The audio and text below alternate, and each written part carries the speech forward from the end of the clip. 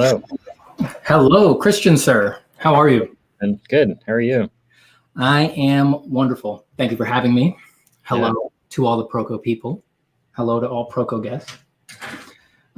Here we go. Let's draw, right?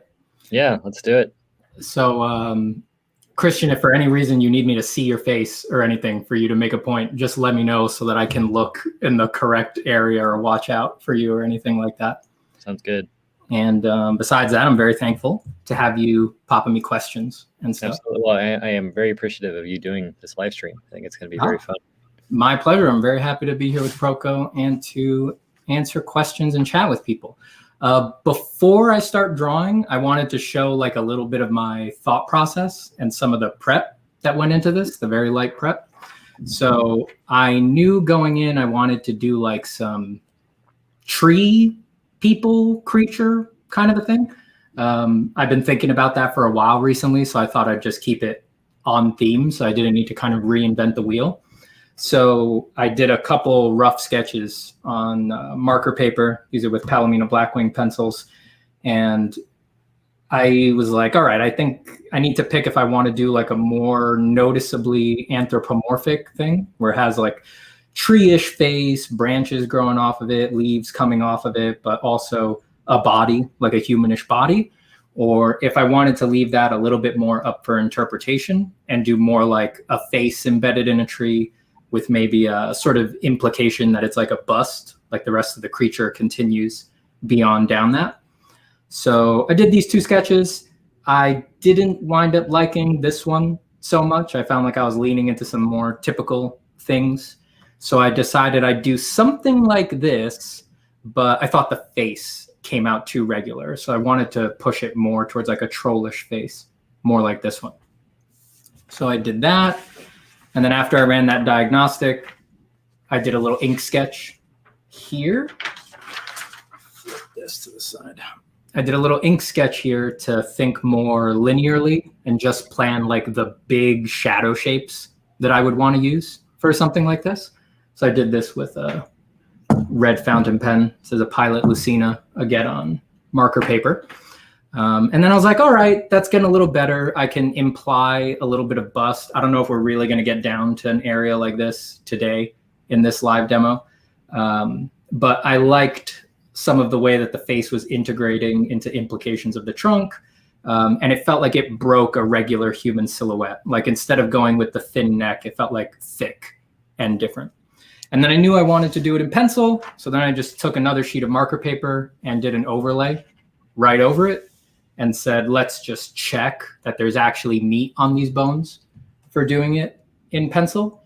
And there was. I did that little sketch and I was like, all right, I think I get it. And it does look like there's meat on those bones.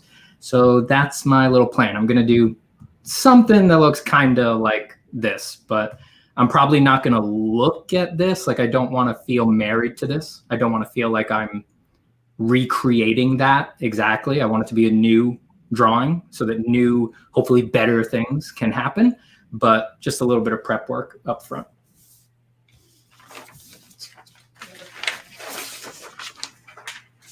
Cool. I'm excited. And one of the challenges I'm going to face here is that I'm going to draw this pretty big because, you know, it's on a piece of paper. It's on a big piece of paper and I want it to be visible to camera. You know, there's certain considerations that just need to be done for doing it live. So I am definitely going to have to face that down. Scale messes with how you draw. So let's see how I deal there. So I am going to start, since I'm going to be going pretty big, I am going to start with the big shadow shapes, actually. So I'm going to land somewhere in here, and I'm just going to start lightly sketching in value. And this is a Palomino Blackwing. This is the medium hardness one. This is the silver gray one, the 602. And this is Strathmore 400 series bristle paper smooth. And this is 18 by 24, pretty big piece of paper. And I already smudged it with my dirty fingers. Fantastic.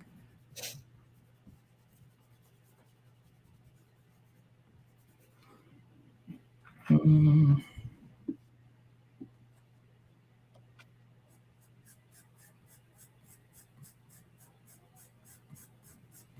me know when you'd like some questions, by the way. I'll give you something to start. Hit me anytime, because I tend to sound when I talk like I have a plan, like I'm lecturing, and I don't. I really don't. So you can feel free to interrupt me anytime. Cool. Well, I will read one from Victor. Sounds good. Hi, Stephen. In your recent video, you talked about the importance of finding out what you like as an artist.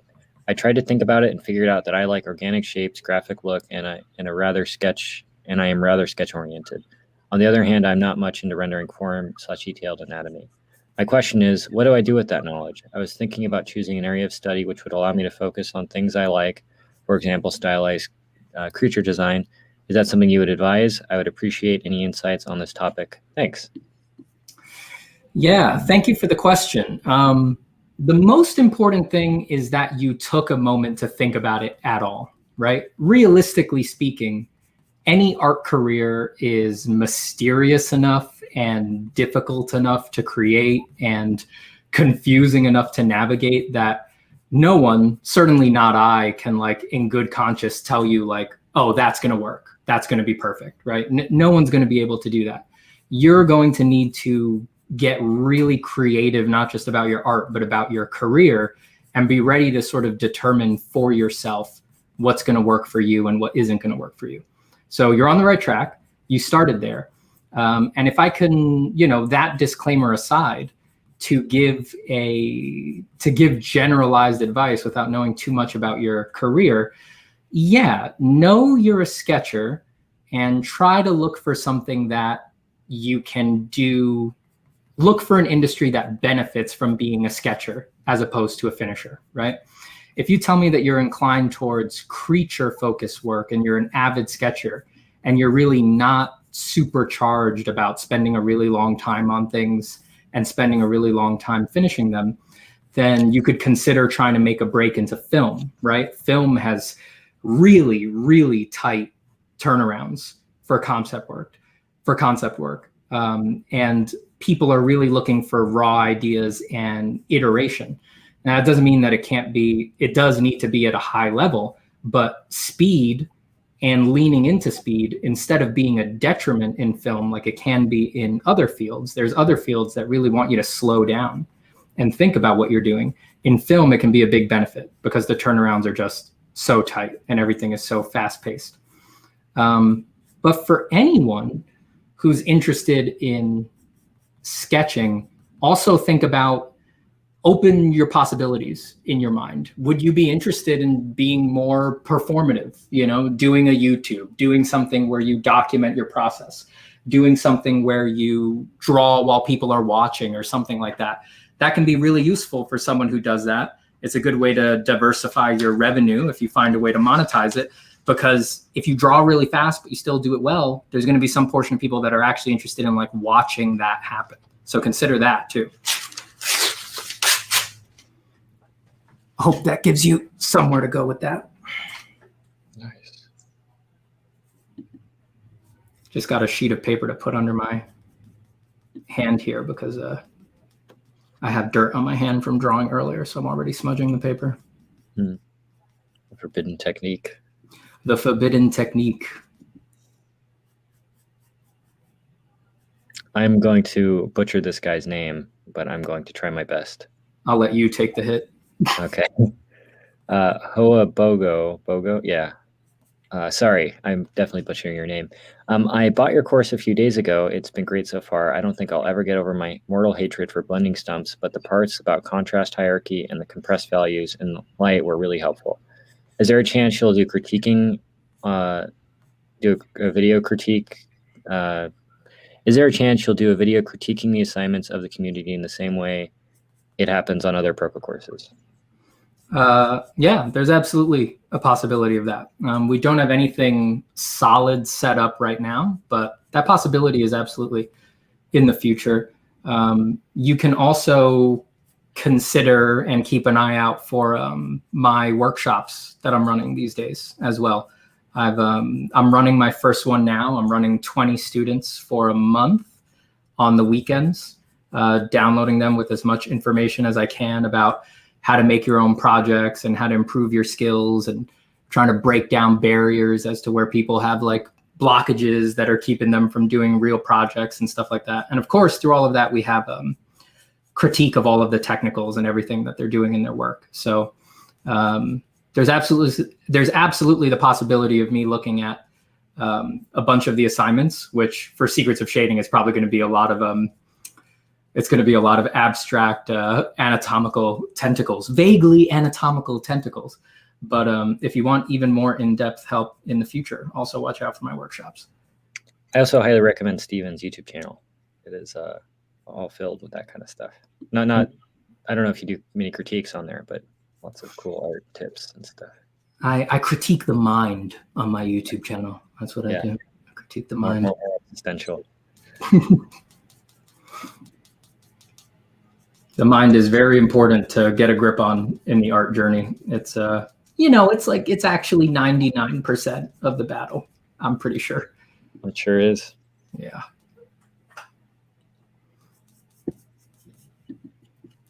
Claire Shea says, "Hi, Stephen. Over the years, I've become more dependent on photo references, especially when it comes to depicting animals and figures in unusual lighting. Do you have any advice about drawing from imagination without references? How important is it to you learn to use imagination over reference?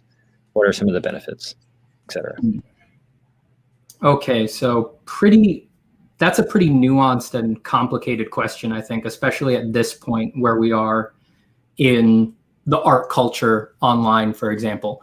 Me personally, let me move my microphone here for a second.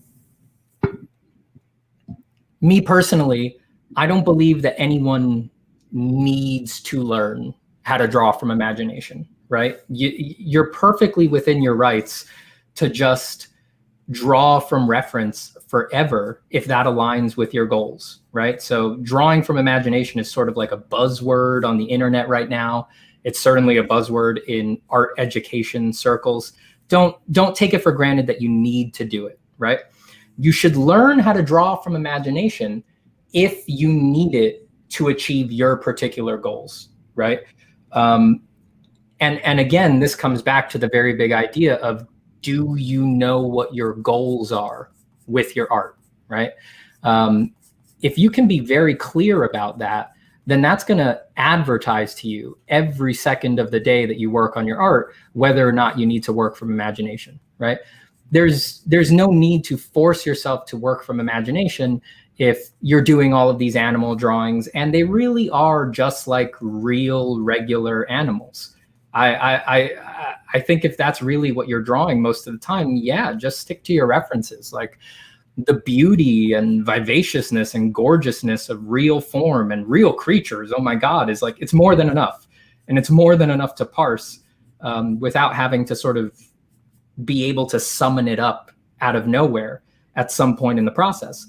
On the other hand, if you're very specific, if you're like, I need to be able to transmogrify these things, I need to be able to blend animals, I need to be able to combine elements of these creatures with these creatures, then yes, drawing from imagination becomes important. But if you know that you need that and you know why you want to do that, right? And be specific about it. Like, why would you want to transmogrify creatures? Oh, it's because I have a very strong opinion about why these animals would combine on like an alien planet or something along those lines, right?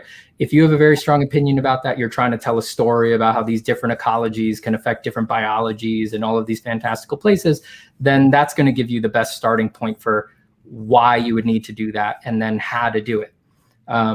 Really, I suppose I'm advocating, like, be sure about your opinion and then use that to trim things down. Use that to not have everything on your plate for no reason, because it's very easy to wind up like that at this point in the art world. There's this vibe out there that, like, to be a good artist is to be an artist who can do everything, right? And me personally, I find that a little bit ridiculous. You know, all of my favorite artists do one or two things extremely well or better than anyone else.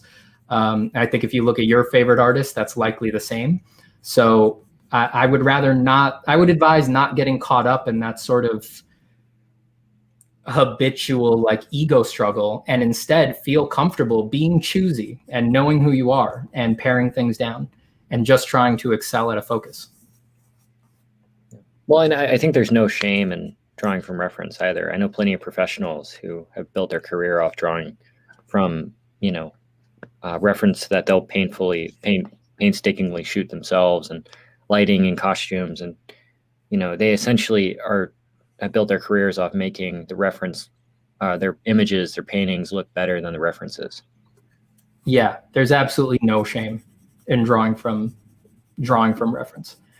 Yeah, I mean, that's most of the drawing that's been done throughout history, and some of history's greatest pieces have been done from reference, even though there's some editing and designing and everything like that. Drawing from imagination is really just a necessary tool for people who have something that really has no analog in reality in their head. At that point, it becomes a very necessary tool, and you should figure out how to do it.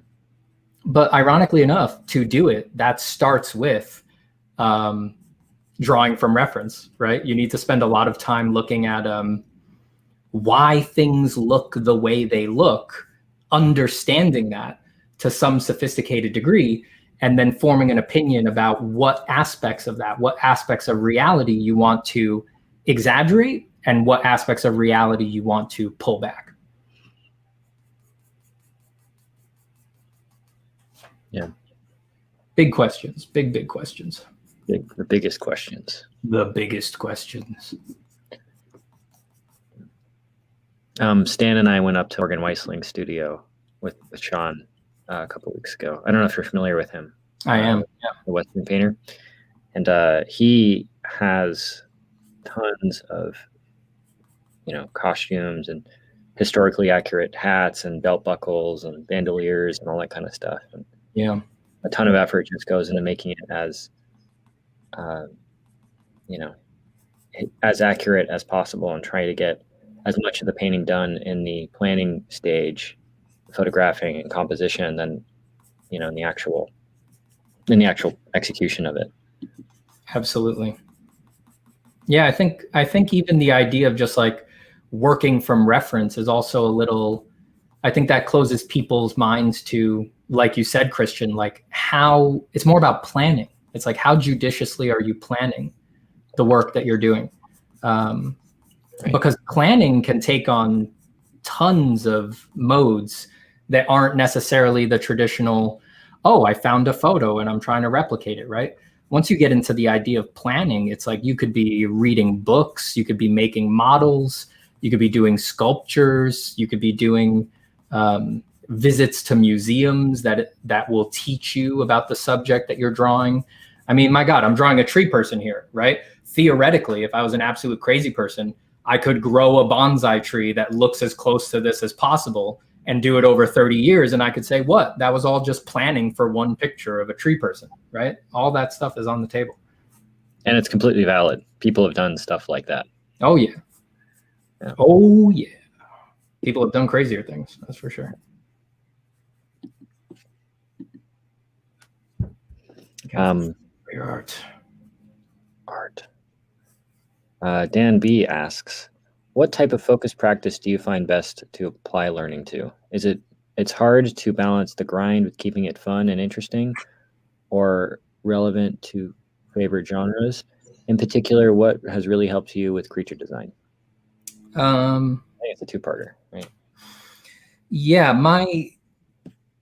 to kind of answer both at once, I'm a big advocate of working project-based.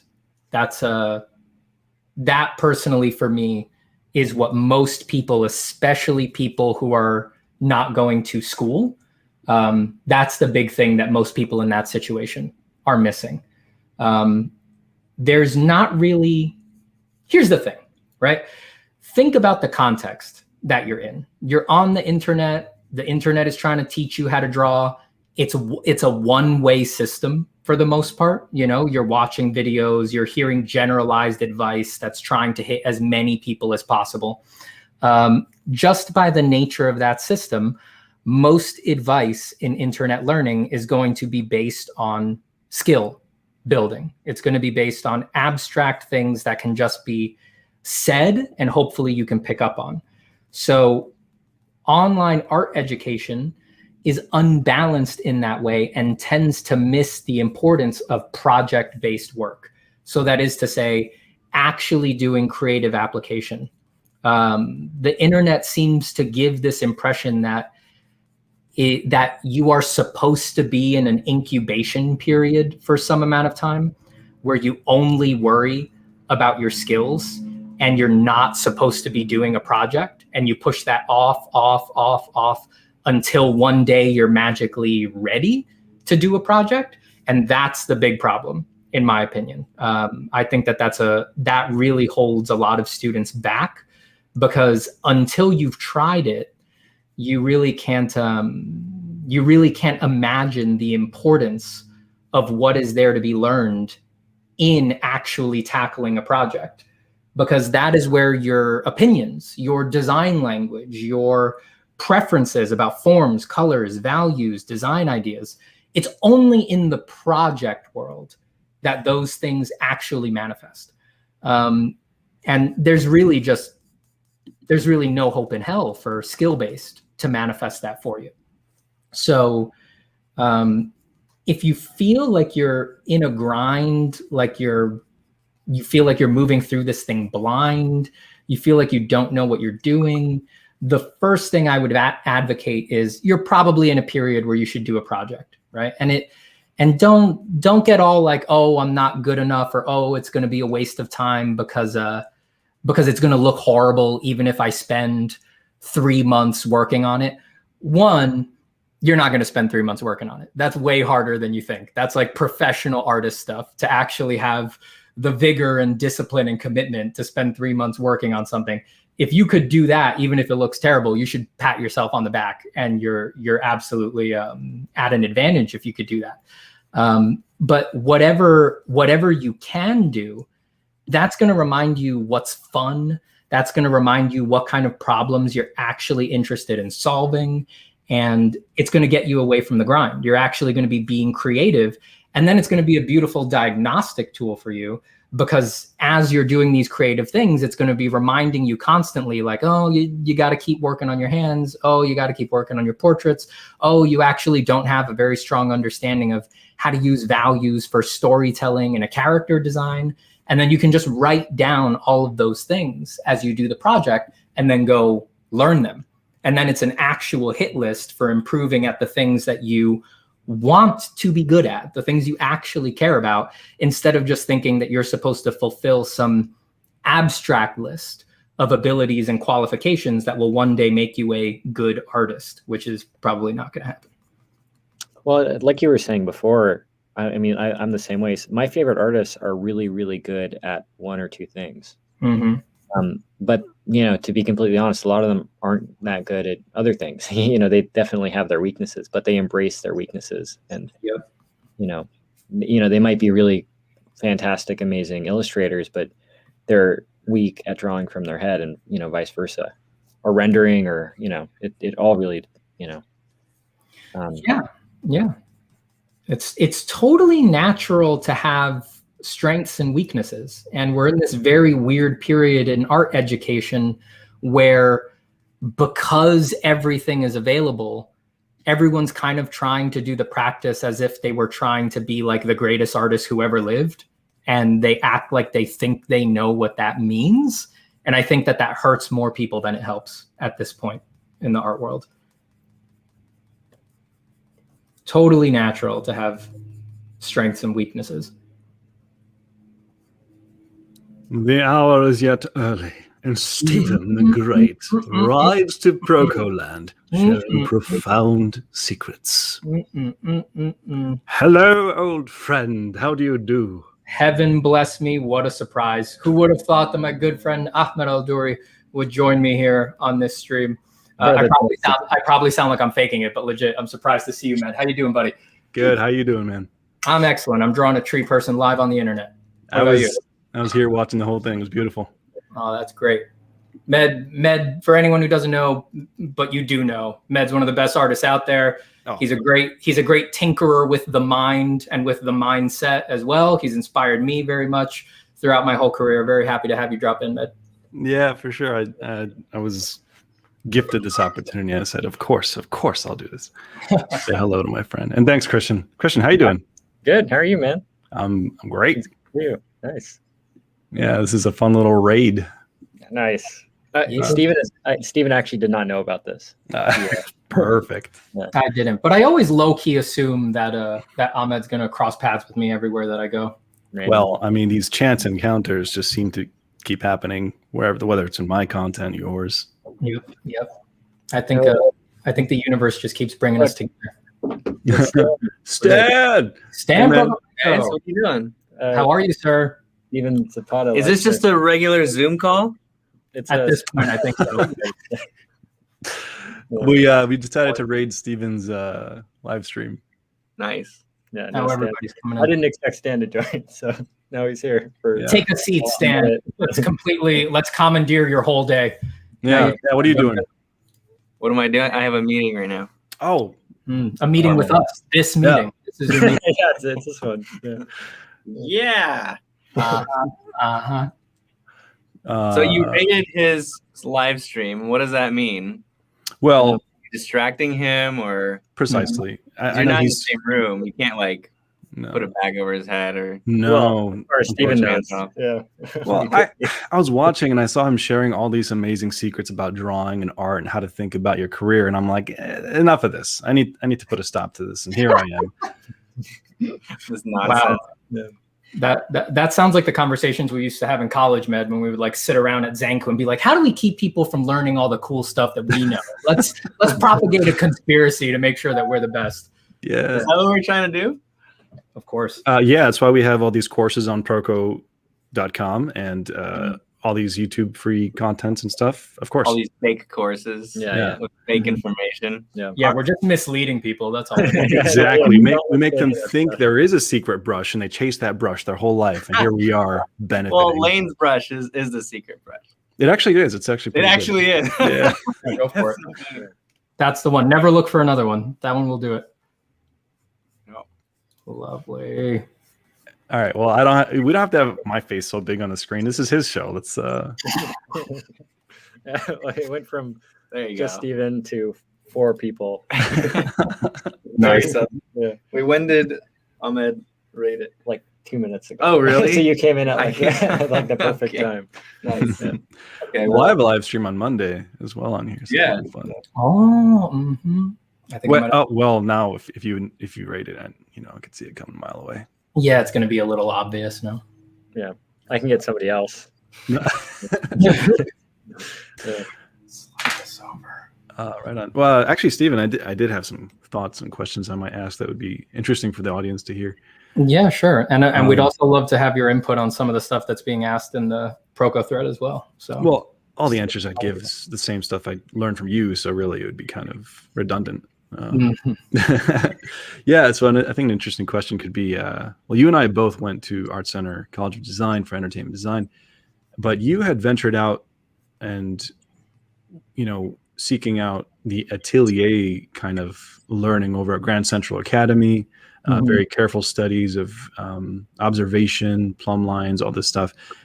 Did you want to touch on the differences between what we learned at Art Center and what you picked up from there, and how you merge those with what you're doing in your work today? yeah, sure. So the main difference for me is that when you're doing design work, you do work a lot off of gut and intuition and sort of psychological impressions of shape and form, and really impressions, like an almost impressionistic evaluation of almost everything that you do. And the Atelier system is much more focused on parsing reality in a very precise way. So a lot of attention to, all right, you like the look of these 2D shapes. What actually are the 2D shapes? And how can you get them with as much precision as possible? And the differences there are pretty profound. There's very little in the way of, let's say, drawing from your gut when you're doing that system. But there were some key overlaps that actually were super interesting. So the key one that I remember is that at least at GCA, Grand Central Academy, which is where I did Atelier training briefly, I did like a month-long intensive boot camp where we were drawing 8 hours a day, every day for a month. The overlap there was for form. They thought almost completely conceptually for form. And I found that to be really, really surprising and super enlightening, because when we were learning about form at Art Center from Scott Robertson, Thomas Bertling, they were obviously teaching us conceptual form, right? We weren't necessarily working from references. We were trying to understand the relationship between planes of the geoforms in respect to the light source as best that we could and get our answers from that. I went to a place like GCA thinking like they're going to have a different system where they're going to have like a more sophisticated way to judge what is actually the value that you're seeing on that plane on the surface in relation to the light source, right? That's what I expected going in. And I was very surprised to find that they actually didn't do that, even though they got these ultra realistic results. They were running a conceptual filter over everything that they did and everything that they put on the drawing. So even if there was an optical effect where you really couldn't tell that this plane change was a different plane than that one, they still put it in based on what they knew about the cast. They still exaggerated the gradient in that area. They just had very tight rails for how far you would exaggerate in order to make it look real. Even exaggeration is not the right word. It's more like they were looking at the subject and being very precise about what was happening on it, but they were open to drawing what you knew about that thing as well as what you could actually see. Right. And that was super interesting for me. And I still use that all the time. That really freed me up in a lot of ways. And it is still a part of how I draw. Now I'm always trying to, on something like this is basically only a map of shadow shapes right now, right? But if I wanted to resolve this as far as I could, it would be very important to me for my style that I have a very strong opinion about how, for example, this open area, it would be very important that I have a strong opinion for how the form is ever so subtly bending towards the light and away from the light in that open area. Okay. And obviously it's from imagination, right? It doesn't need to be right. There's no right answer. It's going to look better depending entirely on how sure I am about what I want. So I think about that all the time. Right. The way you describe it's almost like a cartographer. You're coming up with topography of every part of that, map, like it's a landscape. And I do also remember you describing the kind of stuff you were learning there and what they were producing, people like Colleen and I forgot the others, but that it was more real than real. Oh, yeah. In that it felt more real than looking at the object, if you pulled it off correctly. And I kind of see that when I'm looking at your sketches on Instagram and little pockets of areas where the core shadow, for some reason, certain areas pulls out an area in such a way that it's a bit surreal, actually. And I would, probably hold that to a higher degree in terms of what I prefer to see over, like, let's say, photorealism and just copying, which brings up another question. So right now, what you're doing, it seems like you're hatching in a diagonal, kind of indicating form and potential of form unfolding. Whereas you were telling me something about window shading. What is that, and how does that compare to what you're doing now?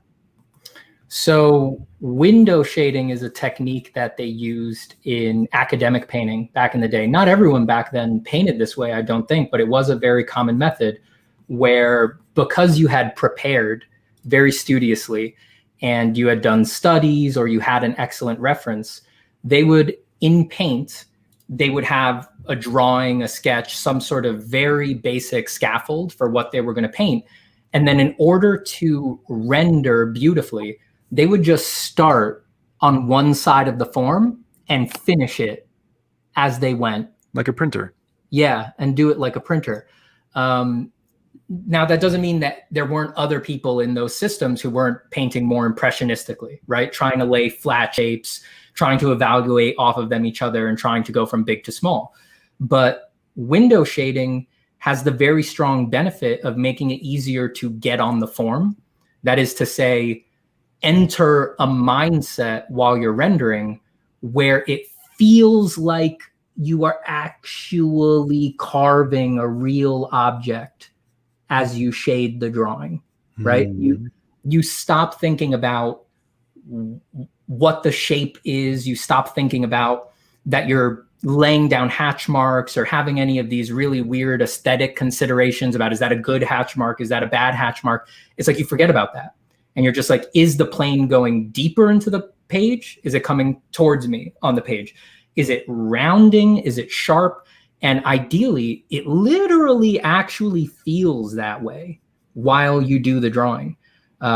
Window shading makes it a little easier to get into that space. Even if you're only doing it, not the whole time, but just for a particular area, it makes it a little easier to get into that mindset because you're hyper-focused in. You're only sticking on one spot for a very long time. In my experience, it makes it a little easier. I do a blend. So right now, I'm laying in my shadow map, right? So if I were to progress this, however hypothetically far, I would try to keep everything that I've laid in so far. Those would be the darkest shadows. And I would try to respect that as I go through, unless I add some crazy texture or something over that, which is probably likely in a piece like this. So that's an impressionistic association, right? So that's looking at the whole thing. Is there a variety of shapes? Do the shapes make the statement about the structure of the face that I want them to make? That's an impressionistic viewpoint. But then if I were to go in here and render the light, I would start from one of these base shadow shapes and I would try to get on the form and I would window shade out of it and do my best to like leave the shadows, leave the shading in the light, feeling as much like the form that I want kind of on a first pass, just feeling the pencil roll over what I imagine to be going on there. Did that answer your question? Does that kind of get Yeah, that's such a good answer. And it's fun to see you do that and explain it. And it seems like it's also a meditative experience for you, whether it's as opposed to, oh, I just got to get this drawing done. Anyway, I don't want to take up too much. Are there other questions from the audience that? Yeah, there's a bunch. Yeah, hit me, Christian. Okay, cool. Thank you. Yeah, thanks, Ahmed. Yeah, I guess you could both answer this if you want to stick around. Yeah, of course, because we still have to talk about Elden Ring. Go ahead. Oh yeah, but people are asking about Elden Ring. But the people are asking. I actually have never heard of Elden Ring before yesterday. It's I feel like I've been living under a rock or something.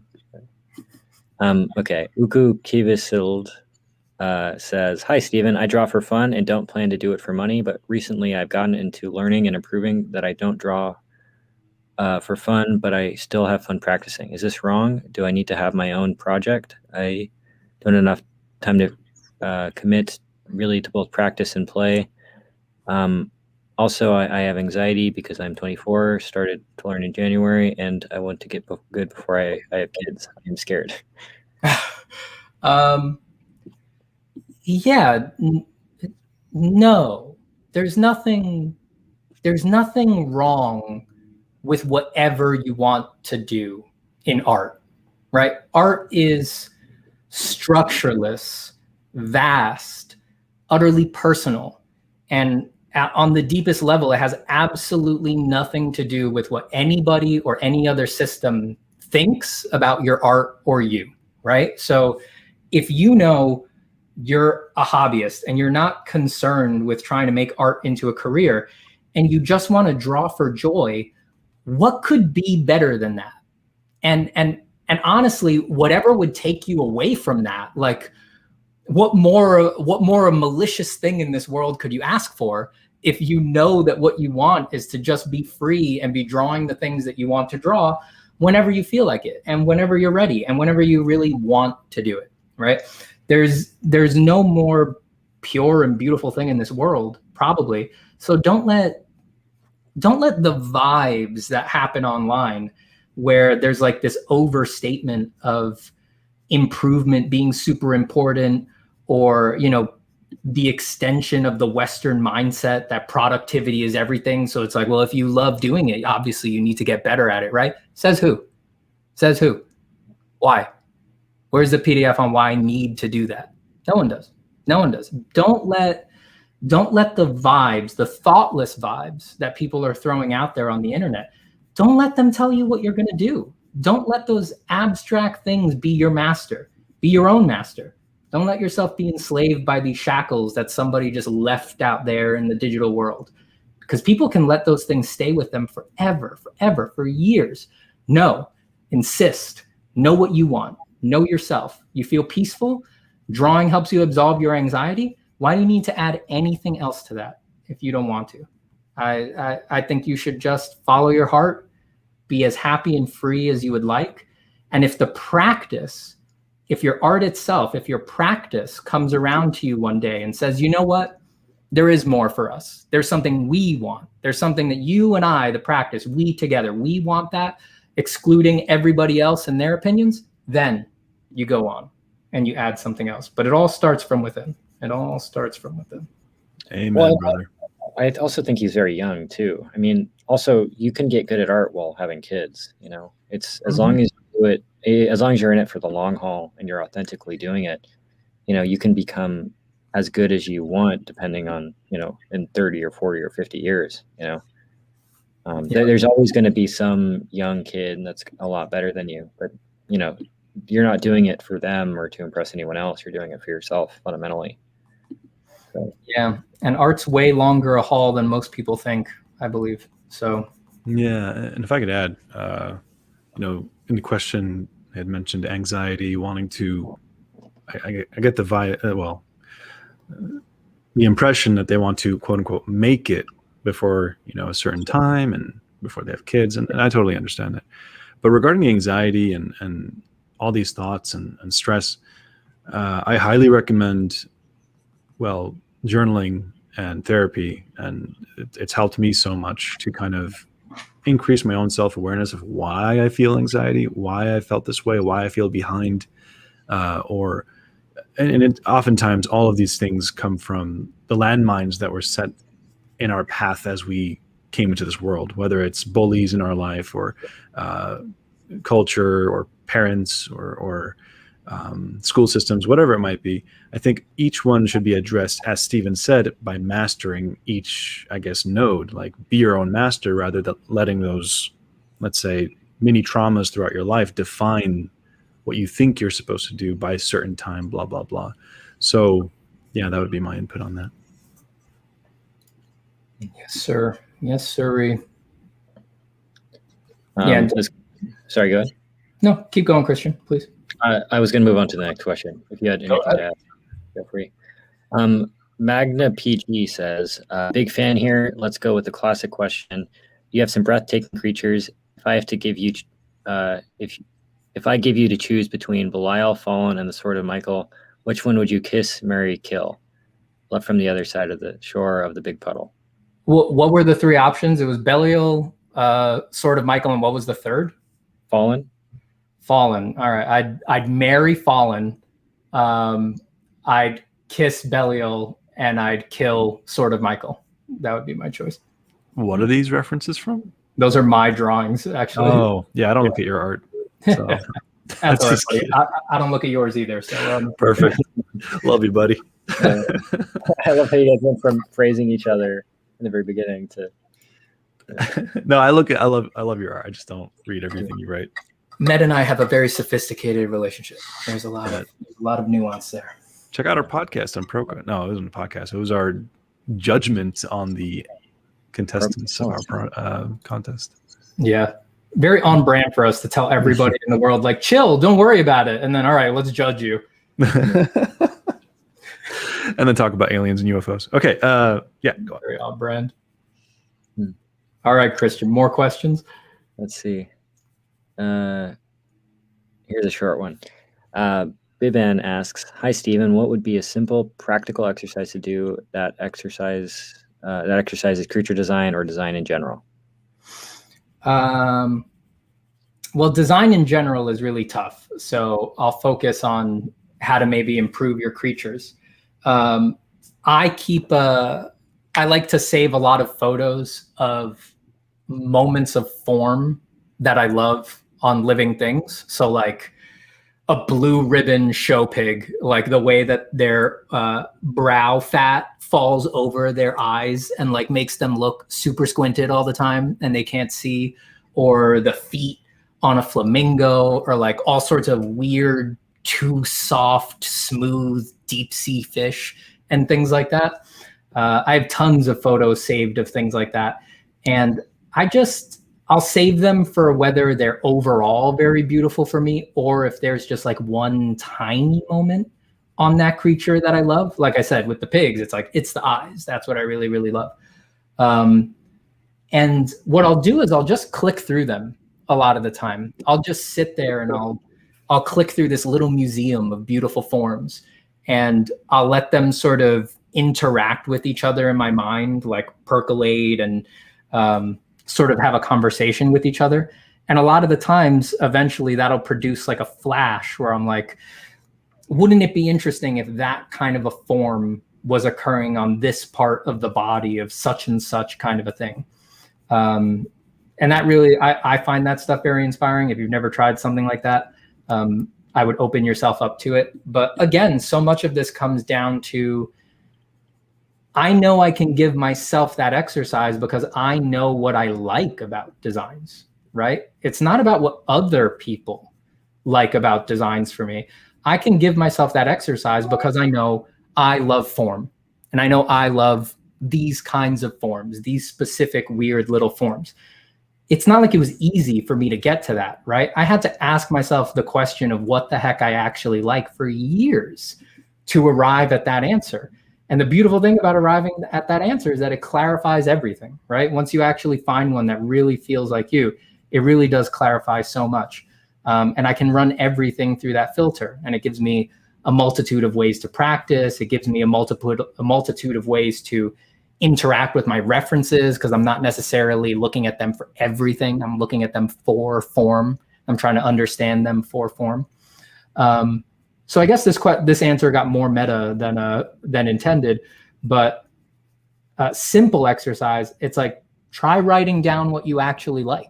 Try writing down your actual opinion about what you like seeing in something like a creature.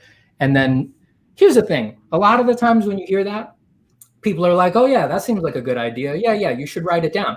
But then they just go like, think about it on the toilet. No, that's not it. That is not the same thing. You actually need to either write it down or say it out loud to another human being. There is this weird thing where people don't know what they actually think until they either write it down or they say it. And usually when you look at it, it speaks back to you. It actually teaches you, either hearing it come out of your own mouth or seeing it written down on a piece of paper. It educates you, and then it reveals to you what your opinion really is. So if you connected with that answer at all, don't just go think about it in the shower. Actually write it down. Actually take it super seriously, the idea of trying to codify what your tastes are and what you actually like. Because I'll tell you what, all the best artists in the world, they know exactly why they're doing everything that they do in their pictures. They are not confused. Everything that is good in their pictures is there for a reason, and they can tell you what it is. And if you want to hit their level, you've got to kind of join them on that level of thought, right? That's the way everyone who reaches a super high level operates. Try it out. I'm taking notes. Good job, Stephen. Well, and to add to that, I think that even artists that aren't necessarily amazing draftsmen, they, abstract artists, or I guess abstract artists can be amazing draftsmen, but every aspect of their art, even if it's technically incorrect, was intentional. Mm-hmm. Great artists. Yeah, it's amazing how important like being intimate with your taste is to sort of doing art in the long haul. Because like I said, funnel towards it as well. Yeah. I guess this is the question both of you could answer. Gooey says, hey, Stephen, I love your course. It really helped me with my shading more than anything I've encountered. I was wondering who your art parents, your biggest influences, inspirations. So I guess both of you could answer that. Ooh. You go first. Yeah. I've been doing this a long time, so I feel like I fall in love with like 3 or 4 artists at a time, and like they're my art parents for like 4 or 5 months or something, and then it naturally transforms and I start gravitating towards someone else. So it really varies a lot over time. If I had to try to list the people I've come back to the most over the years, over and over and over again, it's probably Frazetta, Sargent, Rubens. That's probably the older ones. For contemporary artists, Sakimi-chan, yeah. But besides her, Wes Burt for pencils a lot. Marko Djurdjevic for pencils a lot. Alan Williams, again, for pencils. You know, obviously all my friends like Med have been super educational to me. Just having the privilege of like sitting next to them, looking over their shoulder. My God, it's so important to have people you can have art conversations with, you know? Yeah. Like, yeah, it would be very difficult to express how lucky I feel that I had Med as a best friend, someone I could live with, who it was just like you'd wake up and we would just talk about art on the most sophisticated level that we could all day, right? We would just go out and get coffee, go out and get dinner. And there wasn't much else we were talking about a lot of the time. We really had like a bottomless source of energy to keep discussing art and how the heck to do it better. That really has been hugely influential in my life. So that kind of a thing is really important. All right, I'll leave it there for now. Med, you want to talk about your art parents? Those were some good times, being able to just wake up and, you know, go art right away. I remember we had that Lao Kun head,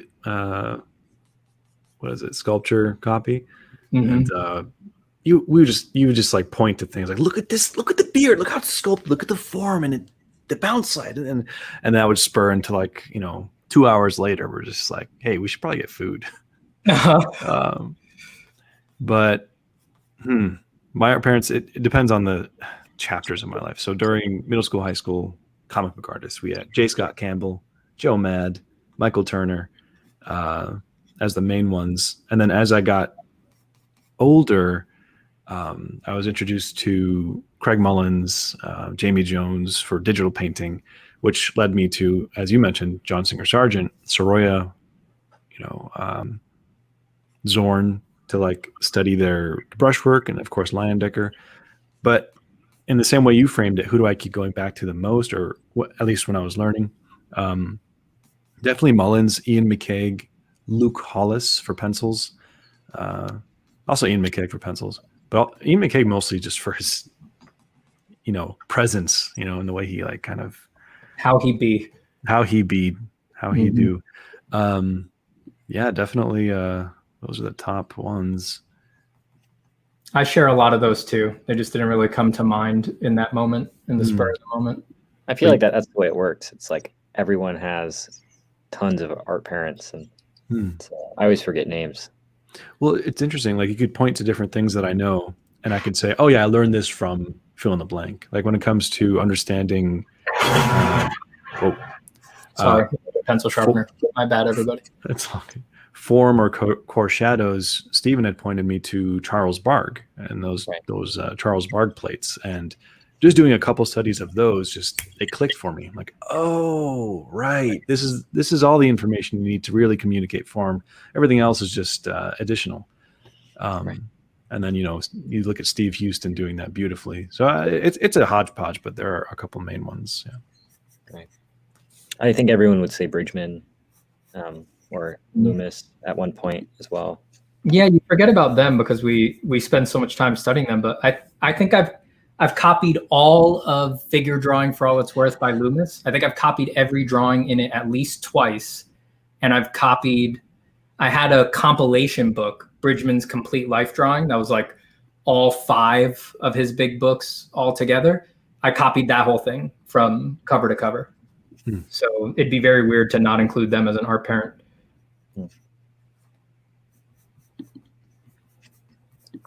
I remember I did that because when I was young, I read this obviously mythical story that Frazetta copied every Bridgman drawing one night to prove he could.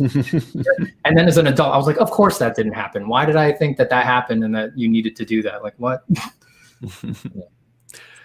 There's a certain thing that happens when we observe things. For example, when you're out camping or whatever, there's a bonfire.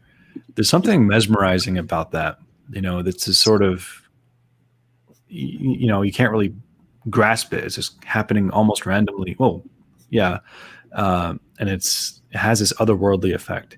That's what I feel when I see you sketch and shade and crosshatch right now, Stephen. That's okay. Easy now. Sorry, I really respect your opinion. You're like one of my favorite artists, so it's a little cringe. Weird. Even though we're buds. What I'm saying is you're fire. You're lit, Stephen. You are lit. I'm finally lit. Thank goodness. Yeah. I've been trying so hard to work your entire life to be lit. Should we take another question from the Proko form?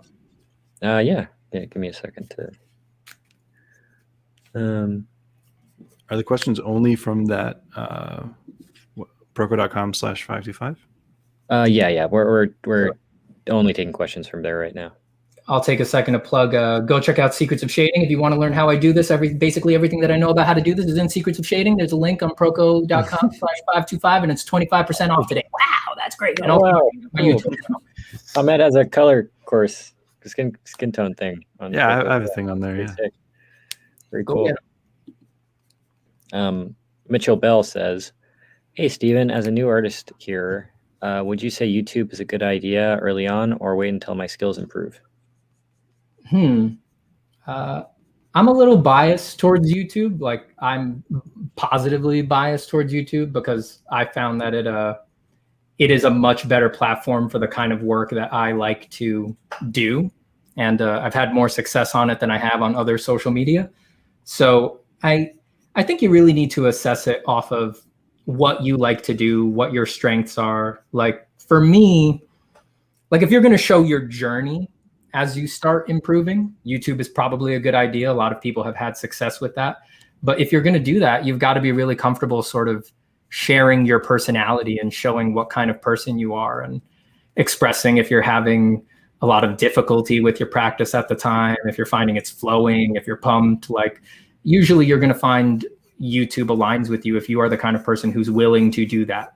And I don't mean like not just willing, it's like you got to enjoy it, right? Like the stuff that I talk about on my YouTube, that really is my favorite stuff to talk about art. The mental journey, how we play with our psychology, the spiritual aspects of art. Like I'm not pushing that stuff. It's totally natural for me to discuss those things. And it's what I like discussing. So lean into your strengths, lean into the things that you actually like. And if you find YouTube aligns with that, then yeah, I would recommend it. I think it's great. You can hold people's attention for longer. You get to express yourself in ways other than just the art, i.e. you get to talk, you get to bring in all of these other aspects of your personality. And if you do really detailed drawings like I do, people will look at them bigger than Instagram, where super detailed drawings are seen 1.5 inches wide, which is like, why did I ever think that was a good idea? Why did I ever think that was going to work for me? God, I should have figured this out a long time ago. How crazy is that? That, back in the day, we saw artwork, big paintings, big illustrations, even for us, posters, video game posters. But now it's like we're looking at art in our palms. Yeah, it's definitely influenced the kind of art that's been popular too. I mean, obviously portraits and figure studies have become thumbnails. Yeah. I think, like all that stuff is way more popular than it normally would be, given the fact that, everything is seen at such a small scale. And that's something to watch out for, because consider for yourself as an artist, if you're planning on leaning towards those things, What happens if the tech changes tomorrow? What if somebody releases a phone that has a projector on it, like an air projector, and now everyone looks at all of their phone content 6 feet wide? Now you're going to wish you did very different kinds of drawings, right? That's going to change everything. So don't be so inclined to let the context of social media decide for you how you're going to do your work. I'm going to mute for a second so I can sharpen some pencils. That's good. Well, and I guess to go back to the question, if you're thinking about starting a YouTube channel, starting a YouTube channel, even when you don't feel like your skills are there, will give you the accountability and projects that we were talking about earlier. The projects to, make a video every week about a drawing, or to go to a museum, or any of that kind of stuff. A project could be made around all that stuff, and it keeps you more accountable. Yep. Yeah, if I could just throw my 2 cents. So regarding the skills thing, it's perfectly fine to start a YouTube channel and saying, hey, I don't know how to draw yet, but watch me learn, and like let that be your channel and document that process. That's perfectly cool, because it'd be very cool to watch somebody go through that, and you get to grow with your audience if that's what they're there for. Another thing is your personality might play into it a lot too. If you're the type of person who you don't really want to say much, like I can't imagine Craig Mullins starting a YouTube channel, but I can certainly imagine Ian McKay doing it. So it depends on your personality. You could also just make videos where you're mostly quiet, saying, hey guys, so this is what I'm learning today. If you want to join me, this is what I'm doing. You don't have to like be super flashy and get all these like widgets and transitions and whatever. It's about your self-expression and growing from there. You never know who might show up. And let's say what you are and what you express is one thing. Whatever that is, the other people who are that thing too, they will show up. They'll find their way to you, and you'll find your way to them. At least that would be my advice, instead of trying to cater to, oh well, wait, that's popular, I have to do that. Yeah, that's a deep quicksand trap. Yeah, it really, you got to keep it sustainable, right? Like I would be very cautious to do anything like what Med advised against, where you're really like over promising. You're promising because you're nervous and you want it to work. You wind up promising upfront all of these things that you're actually not interested in doing. That's going to hurt you in the long run, right? Like for my YouTube, I tried to start very pared down. I was like, let's keep it as sustainable as possible. Let's just do really something that I would do it if no one was watching, right? If there was like 0 views on any of the stuff, I would probably keep doing it. Or let's say it's a part of my personality that happens anyway. I'm just happening to record it in this context. And because I stuck with that, I find my YouTube very relaxing instead of feeling like it pressures me or anything like that. So keep it sustainable. Be cautious about over-promising before you kind of know exactly what you're capable of and what you're going to be able to do for a long time. Yeah. And I think with any of this stuff, you shouldn't get into it with the idea of making money off it. It should, if the money comes, then great. If not, then, you still are successful given the set of, circumstances you set out to do in the first place. Very good point, Christian. Camilo C says, hey, Stephen, I love your art and your approach to the mindfulness and introspective side of drawing. I find this content very rare and important. Do you have any suggestion on how to train yourself to accept bad results and the following lack of motivation when not obtaining decent results? Oh, man, that's a tough one. Well, there's a lot of ways to do it. For me, what did it for me was very carefully analyzing what was actually happening when I was disappointed.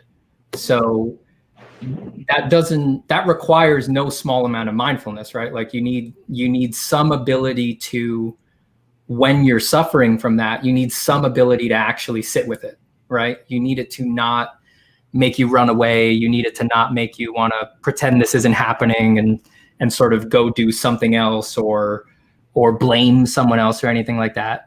First off, you need to be able to sit and accept, like, oh wow, I am like deeply disappointed, and I mean it deeply, right? Because most artists don't take disappointment lightly, right? Most artists experience an elevated degree of neuroticism, in my experience, and when you're disappointed with your art, you are deeply disappointed. You are very, very bummed, and you're taking it super personally.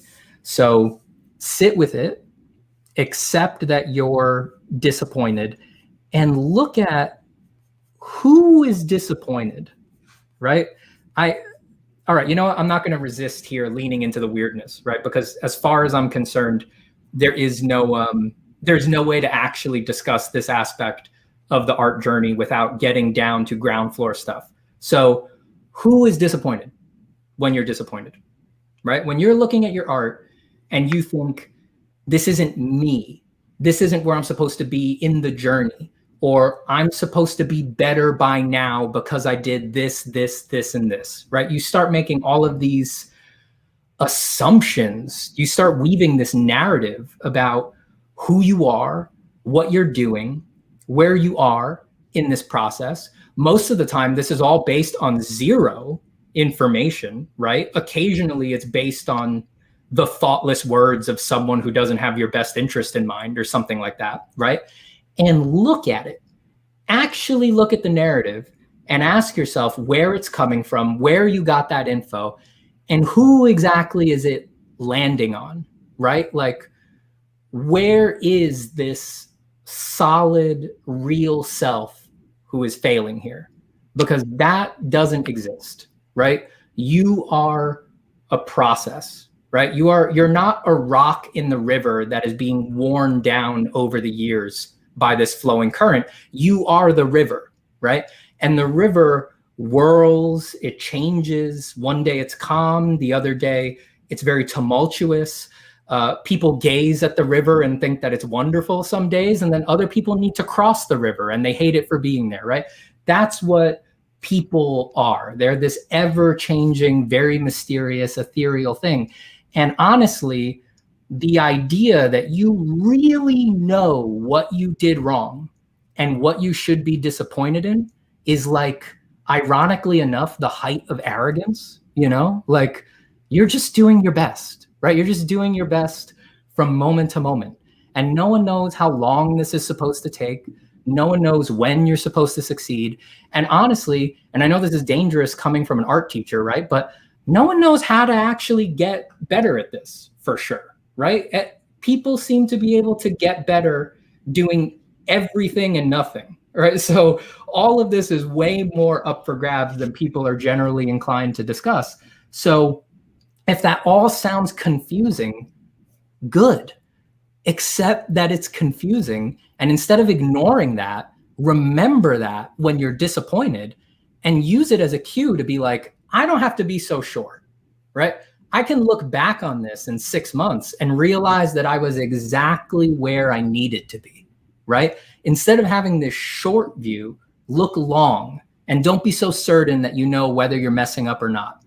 That's what cured it for me, right? Once I started doing that flip and adopting that mentality instead, I just stopped worrying so much. And I started accepting more and more often when things went right and when things went wrong. Certainty is the real danger. That's the really dangerous thing. Well, I remember, sorry, I might go ahead. I was going to say, standing ovation. That was, wow. Absolutely. That for a long time. If I could just riff on that, obviously totally agree. Especially when you said the part about 6 months later, you look back and you see where you were 6 months ago and you realize that's where you needed to be. That's exactly it. And let's say you're making a piece of art, study, painting, drawing, whatever. There's a part of your brain that can take that information that you're looking at, your drawing or your art, and you can evaluate it. Is it good? Is it bad? Compared to this, compared to that, blah, blah, blah. And sometimes it's good, but a lot of times it's really bad too, especially if you are comparing it to what's already out there. And, you know, the whole idea of art parents, you got to study their work, and you look at yours and you look at theirs, like, oh, what, there's a real discrepancy here. And so what I would suggest, if you can find a way to turn off that evaluation in terms of, is it a failure or not, so that you're free from it. And all that's left is you're just doing the motions, so that 6 months later you can look back and say, well, yeah, it was going to end up this way anyway. There really was no need to sit there and feel like a disappointment and a failure and kind of hate what I'm doing. So I kind of can equate it to, you know, bricklaying. Let's say you're building a wall in front of your, I don't know, your tree or your retaining wall, something. You're laying down bricks. You have to put, let's say, 30 or 40 bricks, and you have to lay them on top of each other, but you have to put the first row first.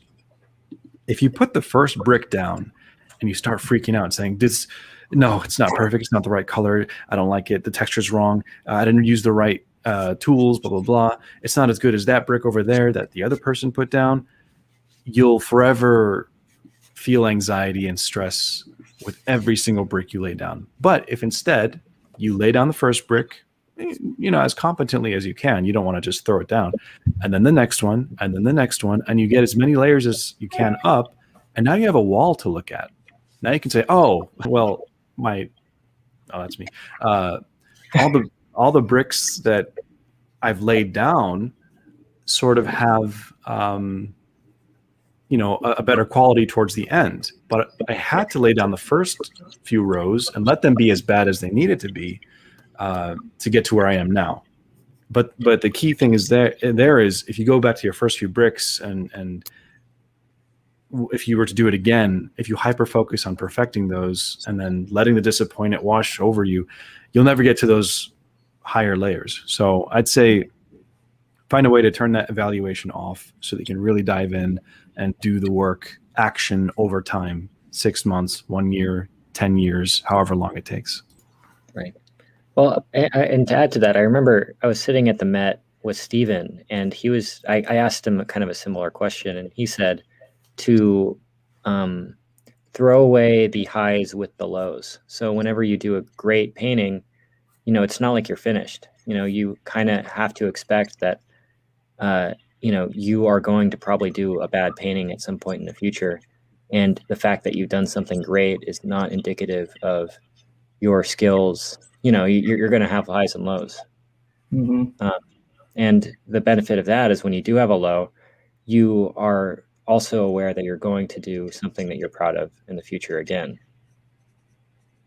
Yeah, that's an especially tricky part of handling your mentality, because it's like, if you're the kind of person who that part of your habitual process that eats it up whenever you succeed is the exact same part of you that gets depressed when you mess up, right? Yeah. So there's the irony. Yeah, there's often this necessary equanimity that you need to produce, where you need to start catching yourself when you're celebrating too much. You got to be like, all right, it wasn't all me, right? Like, there's a lot of luck involved here. I'm a very fortunate person. I've done enough drawings that this one turned out okay. Like, you've got to pull back on all that personal stuff. And then you've sort of earned the ability to, when something goes wrong, then you can just run that same process on the failure, right? Then it becomes natural to be like, it's not really my fault, right? There's all sorts of factors going on in my life. Not every drawing comes out great. No one really, no one's judging me as harshly as I am. I'm in this mood this day. I'm not in this mood this day. Like, you need to produce a bit of equanimity there for both the good and the bad if you want to be able to ride through this journey peacefully at some point. It really is like a hero's journey, the way you're describing it, where, you can't just go into a pursuit and hope for everything to be perfect and enjoyable. Like, you have to, and it would be boring if it was. I think we need those monsters on the path to slay them and then learn from those experiences. And then suddenly, 20 years later, you've slayed so many of your own personal dragons, whether it's learning anatomy or overcoming anxiety when you draw. And then you'll find yourself people asking you how you did it. And then you'll be on a Proko live stream like Stephen is. So yeah, it's a journey. I remember first year at Art Center, you were, as I recall, struggling a lot and not having a good time there. But by the end, you were, getting really good, so much better, so much quicker. And I think it's just a testament to the mileage that you put in, to the point where you didn't even need to finish school. You just started getting all these opportunities, and it's cool to see you flourish like that. Yeah, well, I wouldn't say I was a big talent out of the box. Definitely was not. Spent the vast majority of my time struggling. Just for anyone who's wondering, because I'm drawing this drawing big so that you can actually see it on stream, it's too big to realistically use a blending stump in this time. So I'm just using my whole hand to do some big value changes. I am so glad, because you know me, I can't stand a blending stump because of the texture. I can't even. Feeling, right? Yeah, I can't do it. I can't. It's like those paper straws that they give you at restaurants now. Ugh. Oh, geez. That is so. I've heard this recently, and I'm like, really? I don't understand. It seems to be like a nail on a chalkboard kind of thing for a lot of people. But worse. I'm mystified by that. Is it worse? I don't know. I think that the nail on chalkboard would absolutely be worse. I don't mind that. Like, do that all day. But give me a paper straw and ask me to drink water through that thing. Oh, man. That is so weird. Or the blending stump on paper. I can't even say it. Well, for the record, I would definitely usually be using a blending stump for this, but the drawing just got too big. Drawing at scale live, that's going to happen. You could just get a really big blending stump. No, stop. The size of your forearm. Oh, man. I make those? I think so. You ever blend with eraser, like rubber? Like a kneaded eraser? There's that. I use the back end of the Sumo grip. That's really good for blending. Oh, really? No, I don't think I've ever tried that. If you get really dirty, you let it build up. You let a thick layer kind of build up of pencil onto the eraser, and it just glides. It's almost like a mixer brush on paper. Word. I'm gonna stand up for this. I have a question for both of you, actually. Me personally. Yes. Do you guys believe in talent? Yes. Existing? I'm with Med there. My usual line here is, yes, I do believe in talent, but that doesn't mean I think it matters, right? Like, I can't deny the fact that truly some people do just seem to start with a lot of clarity of opinion, and they seem to improve extremely quickly and stuff like that. I have an extension of that. Could you define talent first?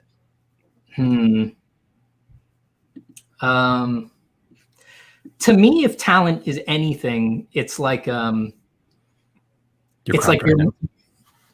was that? Oh no, I was looking at the screen and your head was cut off. Sorry. Go ahead. Oh, sorry. To me, if talent is anything, it's just someone who starts off more sure about what they want than other people tend to, because in art, it's like the people that I've seen have the most meteoric rises in art, who have super success really quick, or they can't even go to school for a year before people are like, all right, come on, let's go work.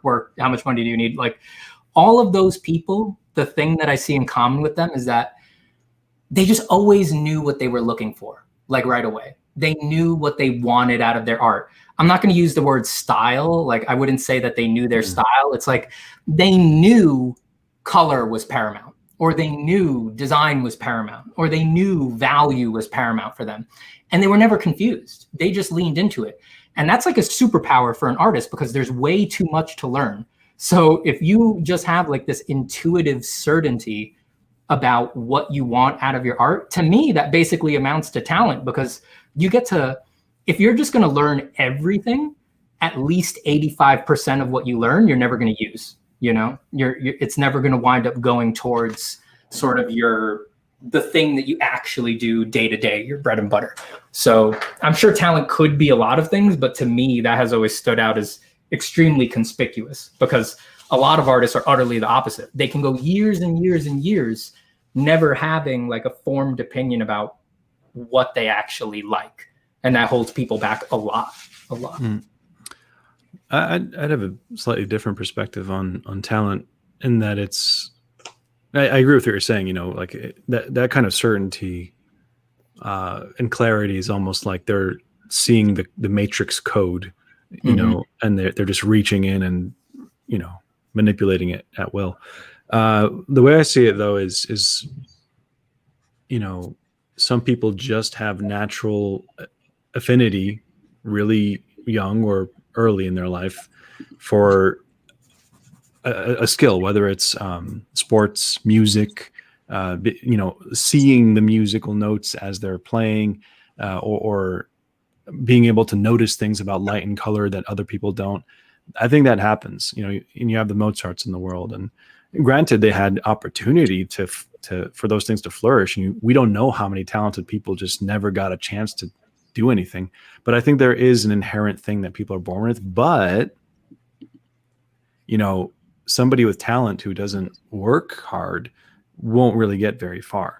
So same thing with sports, like Michael Jordan. He was, I don't know how talented he was as a basketball player, but he made sure he was the best. So it's hard work and talent. And then you have people who aren't born with that, you know, snappy innateness and quick ability to pick something up, whether it's, you know, something physical like juggling or something, but you can learn it, right? So you can learn a lot of the things that other artists do that are quote unquote talented, but you can develop your skill set through mileage, study, mentorships, videos like, you know, on YouTube for how to draw, how to paint, how to understand perspective.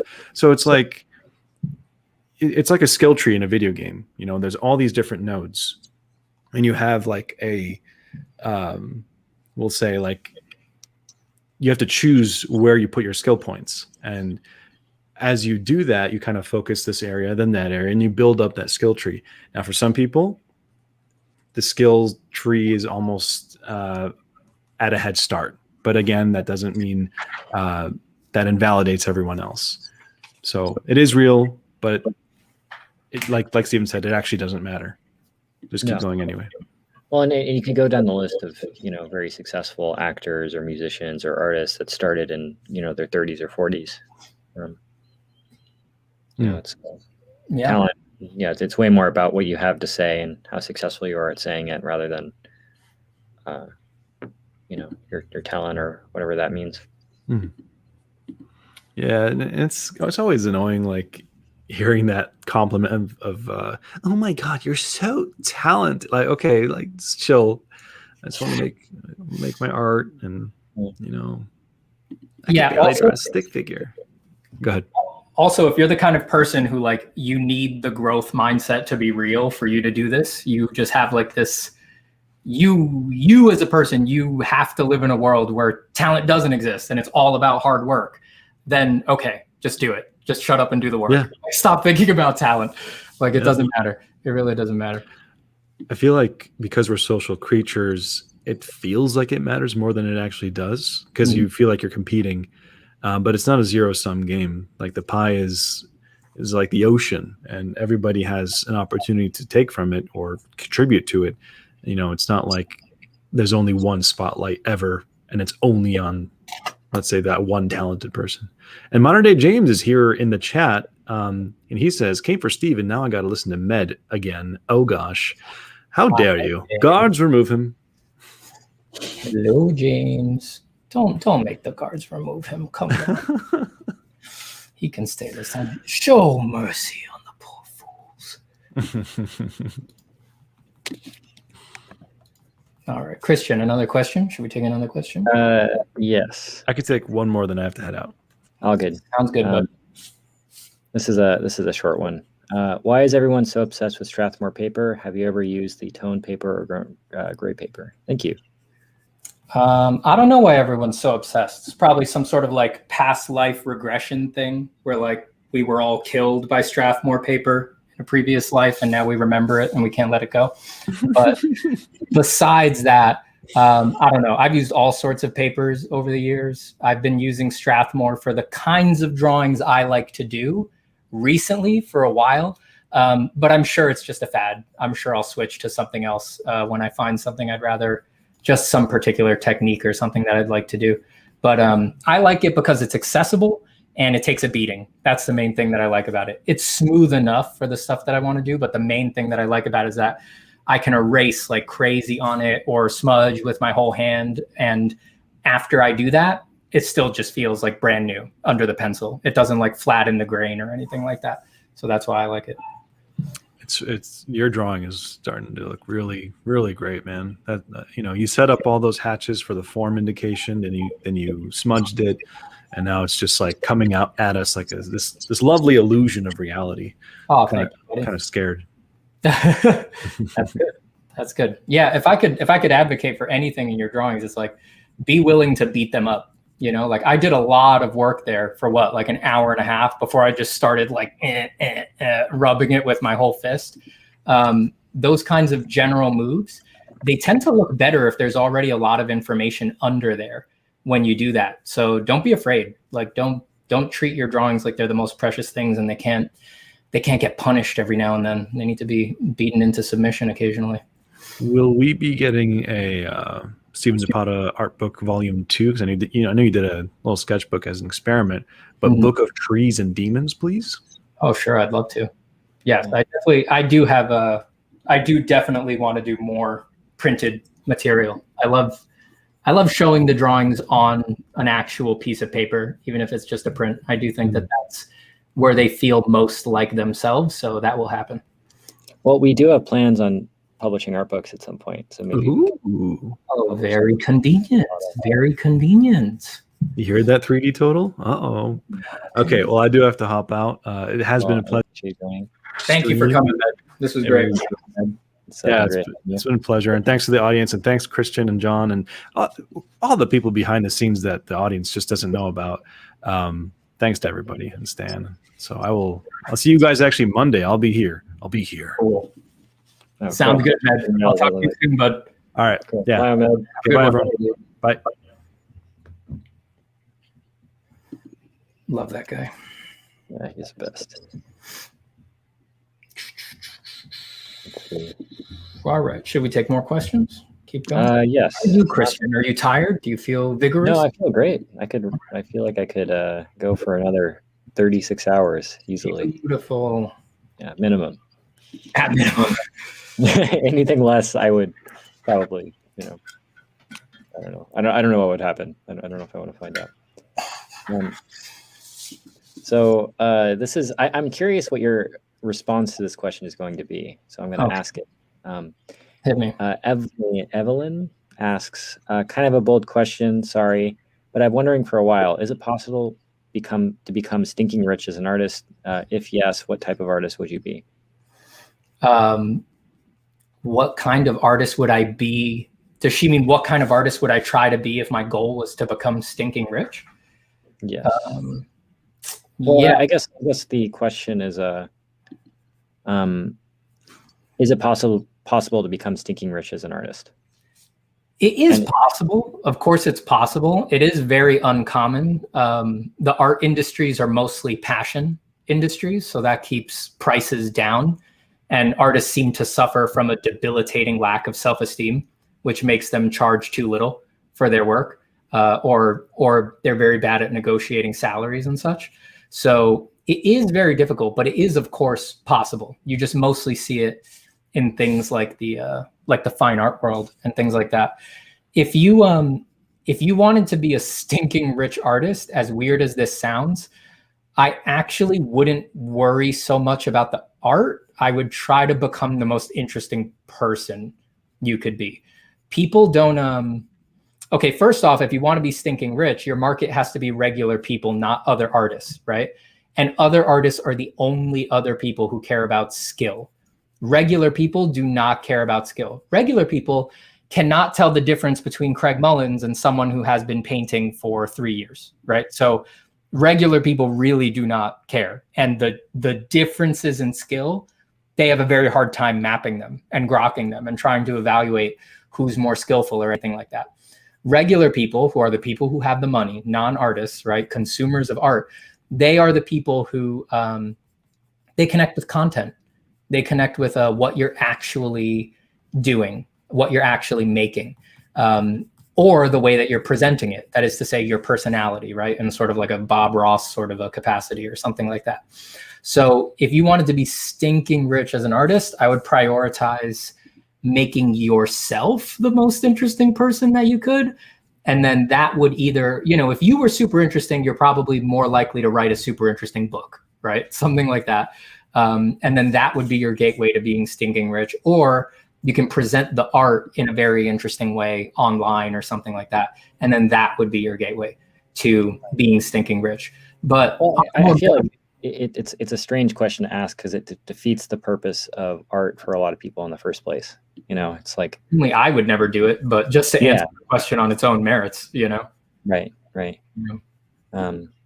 Yeah, well, and I feel like to become a stinking rich artist, it becomes way less about the actual images and the art, and it becomes about the story that you're telling and how that could relate to as many people as you possibly can. Yep. Which, if you want art to be this really peaceful, non-judgmental thing, the second it becomes about that, it could become incredibly stressful, and you actually might not draw and paint as you might expect, becoming an artist like that. Absolutely. I'm going to start dropping some really dark darks in here to get some of the wood texture that I want on this guy. Because I want to try to run a few noticeable like bark lines over this really smooth base. So this is going to be tricky. We'll see if this works. Usually when you do this, you're either going to ruin the drawing or save it. So we'll see what happens. Nothing wagered, nothing gained, as they say.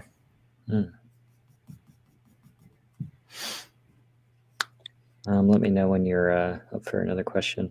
I'm ready. Well, I'm asking this one too late. It says, "Dear Stephen and Ahmed, what is your favorite theme park? If many, the one you enjoy as a visitor and another one you enjoy as a designer. Thank you." Oh, probably both are the same for me. Disneyland, I would say. But honestly, I haven't been to that many. I think that answer is probably just because that's the one I have the most exposure to. But Disneyland is beautifully designed. And because it's beautifully designed in every way, not just visually, but also in the guest experience, it's also a great experience as a guest. Yeah, it's a great place. What about you, Christian? Are you in LA? Well, okay, so I want to say Legoland because the last time I went to Legoland, I was about 7 years old. So the memory of it is amazing. But I'm sure if I went back as an adult, it would be a completely different experience. Word. So I'm going to say Legoland is probably the That reminds me, Disneyland has California Adventure right next to it, which I consider those kind of the same thing at this point, and that's definitely a different experience as an adult. Yeah, absolutely. It's because you can drink. That's why. Just in case anyone was confused. It's true. Let's see.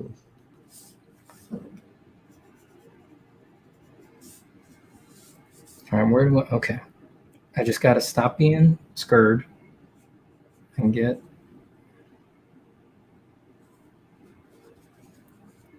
Nice. Oh, darks. Are you ready for a question? Hit me. You can keep them coming. Cool. Felicia says, sorry, what? No, nothing. Keep going. Felicia says, Stephen, you showed us some studies that led to the current drawing. So when starting this one, to what level of degree do you have it planned versus left to chance? And also, is it harder to draw in the setting while talking at the same time?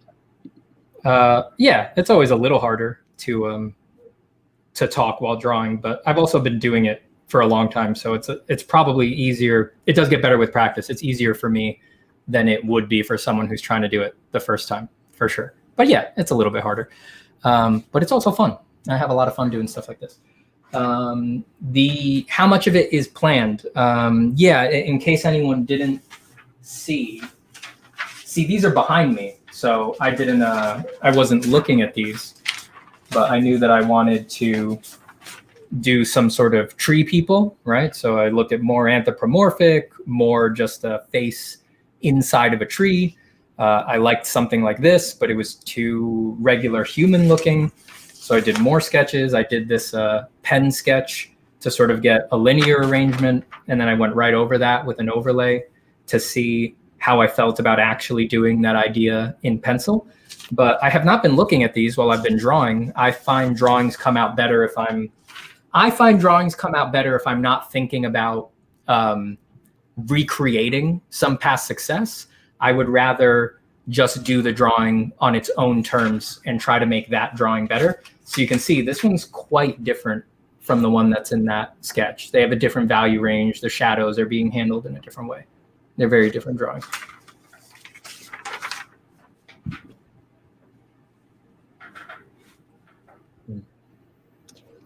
Is it harder to draw in the setting while talking at the same time? Yeah, it is.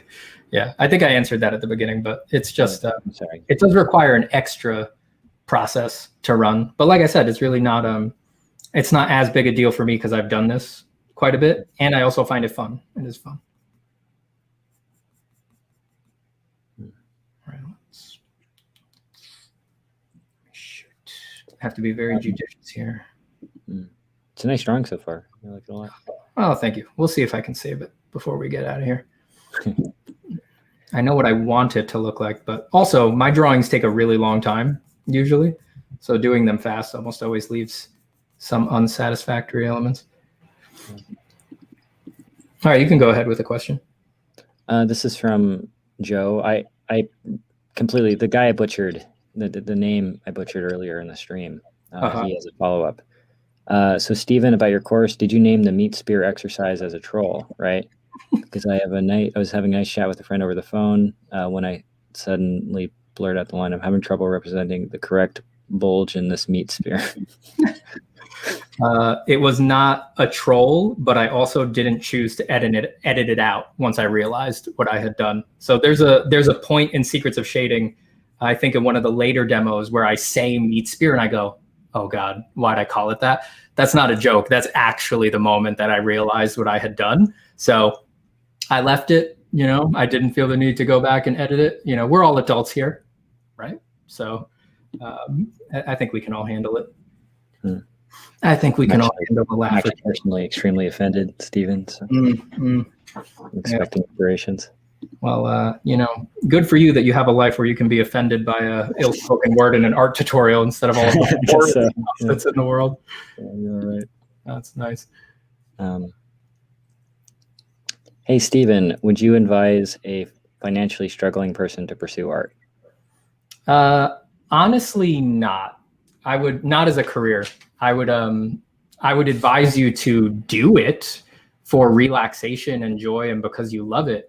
But if your main question was like, can I make a living off of this while I'm in the middle of sort of working through a lot of pain financially? No, don't. An art career is one of the hardest things to get off the ground. It's one of the hardest things to maintain.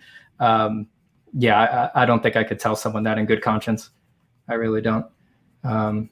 It's perfectly fine to attempt it even while you're not secure or while you're not sure, but while you're struggling, like you're struggling financially, no, I wouldn't do it.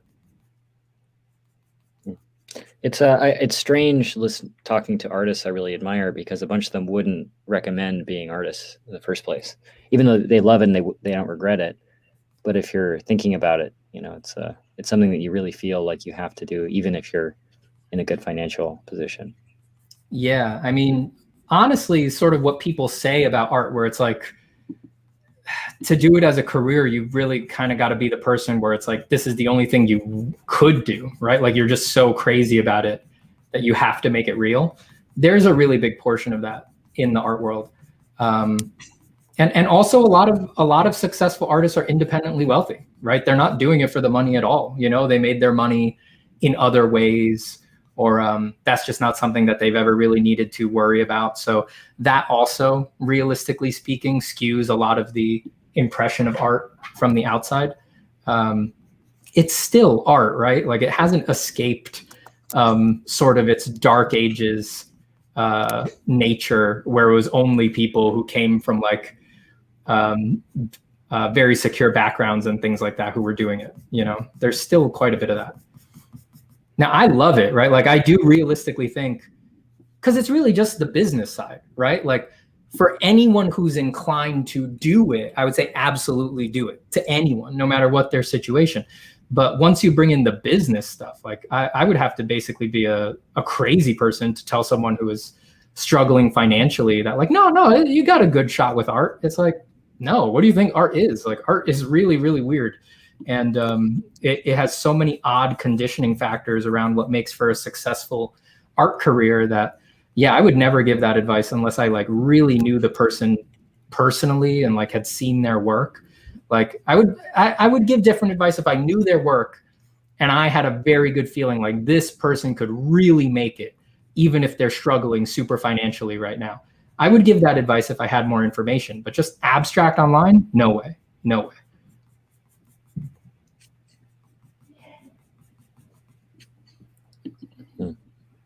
No way.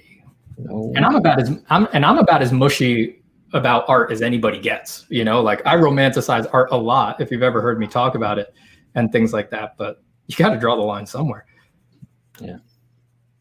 I think it's a very internal question that people have to answer for themselves. Mm-hmm.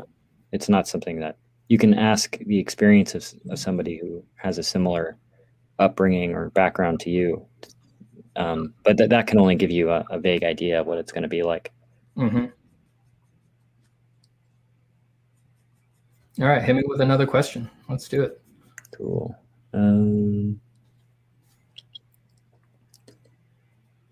Let's see. I'm trying to find a good one. They're all good questions, but they're all some of them are similar to others.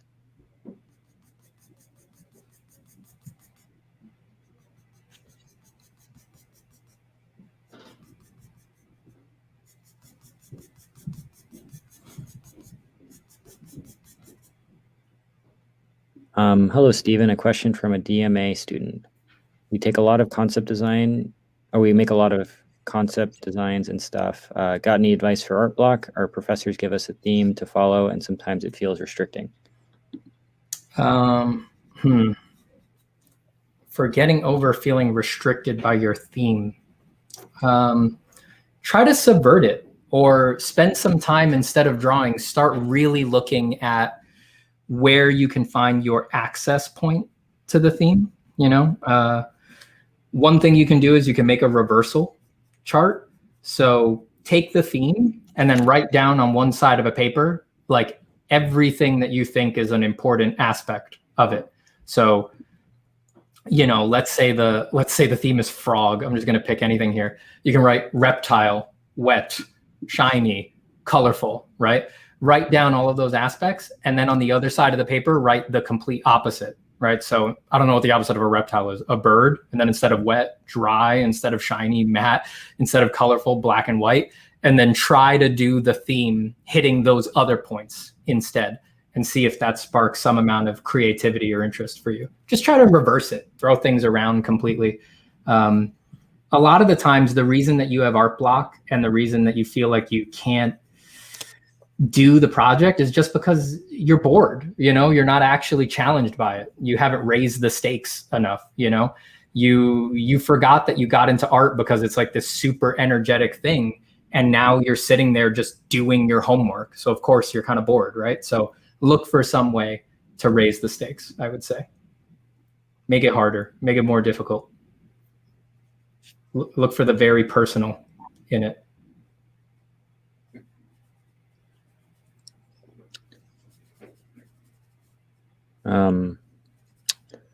Gooey asks, I've gotten my first full-time job at a studio. Do you have any advice for someone who is about to pop their professional cherry, or any experience with a studio that you'd be happy to share? Hey, congratulations. Good for you. Getting your foot into the door of the art industry is basically always a mini miracle, and it deserves a celebration. So we're all very proud of you. We're all happy to attend your I'm in the industry party. We're all gonna clap your back and buy you drinks and get some cocktails and things like that. Well, first off, just have fun, right? Like, I don't know what kind of job you got. I don't know how much it aligns with you, but whatever you do now, take a period to just enjoy it and have fun. And you've got like 6 months to a year, based on my experience with my peers and stuff like that, you've got like 6 months to a year ahead of you where you're just going to be learning on the job and improving like crazy. And your mind is going to be on fire because you're going to be trying to figure out, all right, I got this job. Now I need to prove to myself, can I do it well? Right.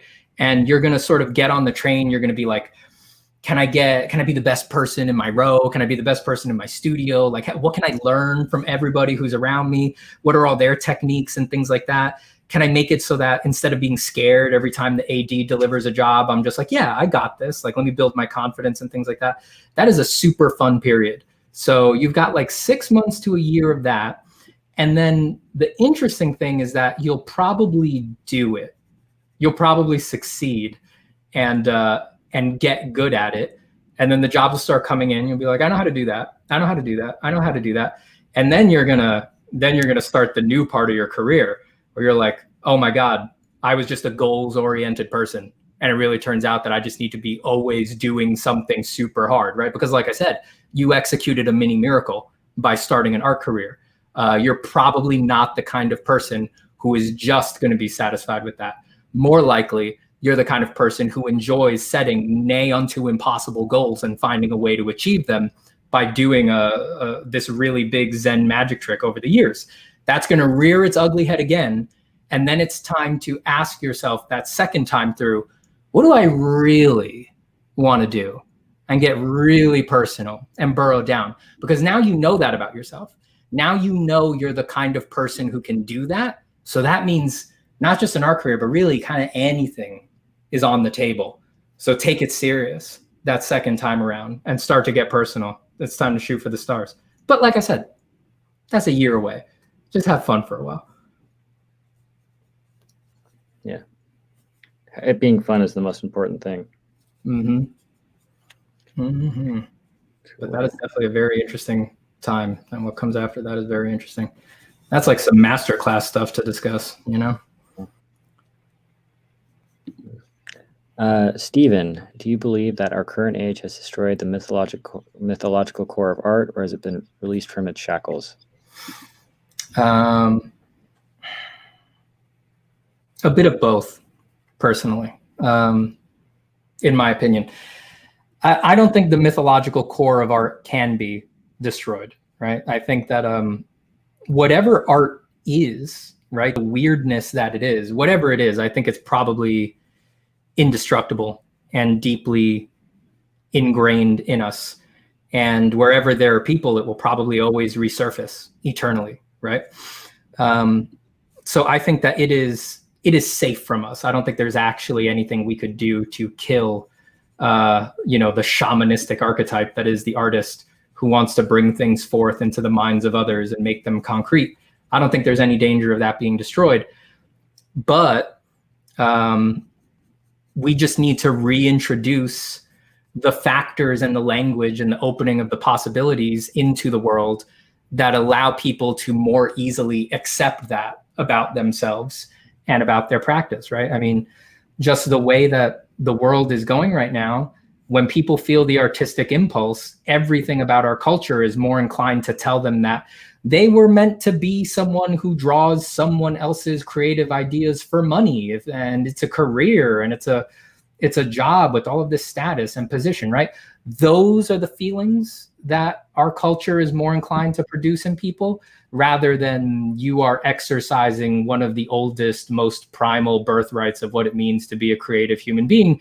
And this is a bottomless font of joy and peace and well-being that you can dip into whenever you want, and you can drag others in there with you. No one wants to discuss that. No one talks about that. So I think that what we need in this time, and in my own small way, I'm trying to do that by saying it outright in venues like this, is just tell people that. Just remind people of that. And if you remind people of that, some people will pick up on it and it'll become real for them. It has for me. Art changed my life. It's a spiritual practice for me. And it brings me joy every time that I do it. A very deep joy that if I described in too much detail, you would probably send me to an asylum for. So I'll leave it at that. That's the right answer. Mm-hmm. Next question. let's see. Johnny Boy says, hello guys, I have 2 questions. Do you think learning 1, 2, and 3-point perspective is necessary for obtaining a thorough grasp of perspective? Whenever I start a piece, I try to keep an idea of my vanishing point, but I mainly try to just eyeball objects until I see them correctly. Example, if I'm drawing a box, I imagine the vanishing points before I draw it and edit the box until it seems correct, but I never draw construction lines. I'll read the next question after. In general, whenever I hear a question like that, I'm not trying to I'm not trying to remove some of the thrust of the question or anything like that. But generally when I hear that, it's indicative of someone who's thinking too much about how they do things and not what they're doing. It's very easy to go for years and years and years worrying incessantly about if you're drawing the right way instead of ever taking a minute to care about what you're doing and what the content needs, right? So if you know you need pictures, if what you like is pictures that have content that thrives off of 3-point perspective, then your question is already answered for you, right? You know that you need to get very good at that if you want your pictures to operate well, if you want them to be sophisticated and have a lot of technical ability behind them. But if that's not what your pictures need, you simply don't need to spend that much time thinking about it. It's totally okay to leave all of that on the table and only run over and come get some 3-point in it for the times where it becomes super relevant, right? So yeah, it's very impossible to just give that as general advice. That sounds like the question of someone who's trapped in thinking that it's about the skills and it's about them and whether they're good or something like that, instead of the art, just the art. It's about the art. It is really about the art and the pictures that you're actually making. So you should let the picture that you're working on answer that question for you.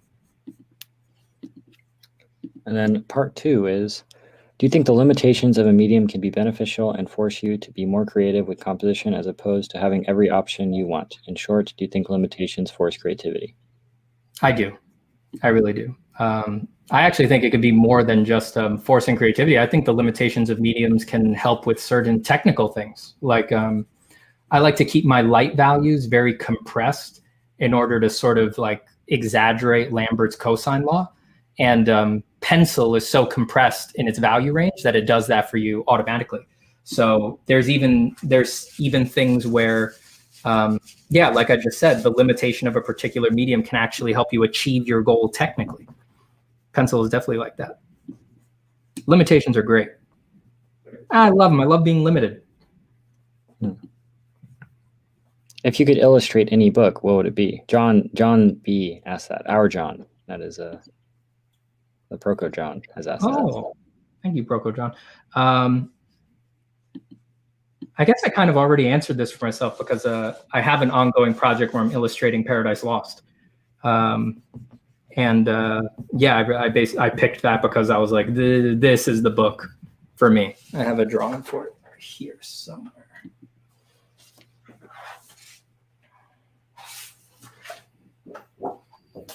That's Satan for Paradise Lost. So I've been picking at it here and there over the last several years. You know, I have all sorts of my own personal criteria for what I want out of the individual pictures, the kind of range and compositions that I want, for example. But yeah, that's the book for me. I really like the themes. I like how open-ended it is. I like that it's old and barely anyone has actually read it. So there's no solid expectations. I really like that too.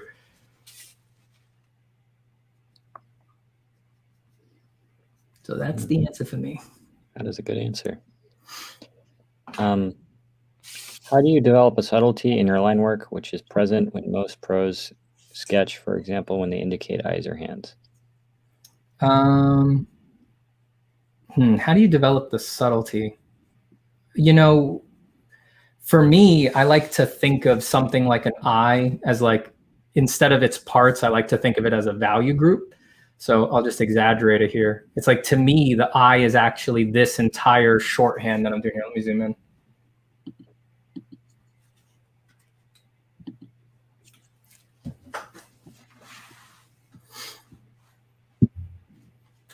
for me, the I is this value chunk that has a very specific shape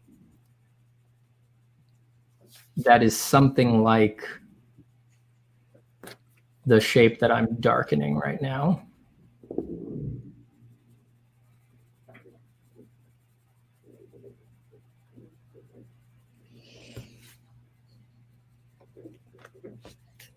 And to me, being able to group a complex structure like the eye into a little shorthand shape like this, in most cases, this is what is making like a pro sophisticated, nuanced feeling piece feel that way. Most pros have just drawn these subject matters so many times that they have gained insight into the big overall generalization about that thing that makes it look like that thing. So there's no way around it. Like the only way to get to it is mileage, like, because that shape, that general value shape that I'm like darkening and filling in right now, that changes with every little like different position of the eye, every little different flicker of the eye, every different angle that you're looking at it from. It's different every time, but over the years, it is possible to get an intuitive feeling for what those transformations are across all of those different situations. And then, yes, when you can sort of state everything down and combine it with all of the things that are around it, and it's not just about that one element, it's about the whole picture. Usually that's what makes something like that look pro, nuanced, subtle, you know, that's really what does it. In my book. But honestly, that's such a broad question that I think there's probably a million different answers to it. Certainly mileage is going to be a part of any of those answers, I think. You got to draw a lot. All the time. All the time.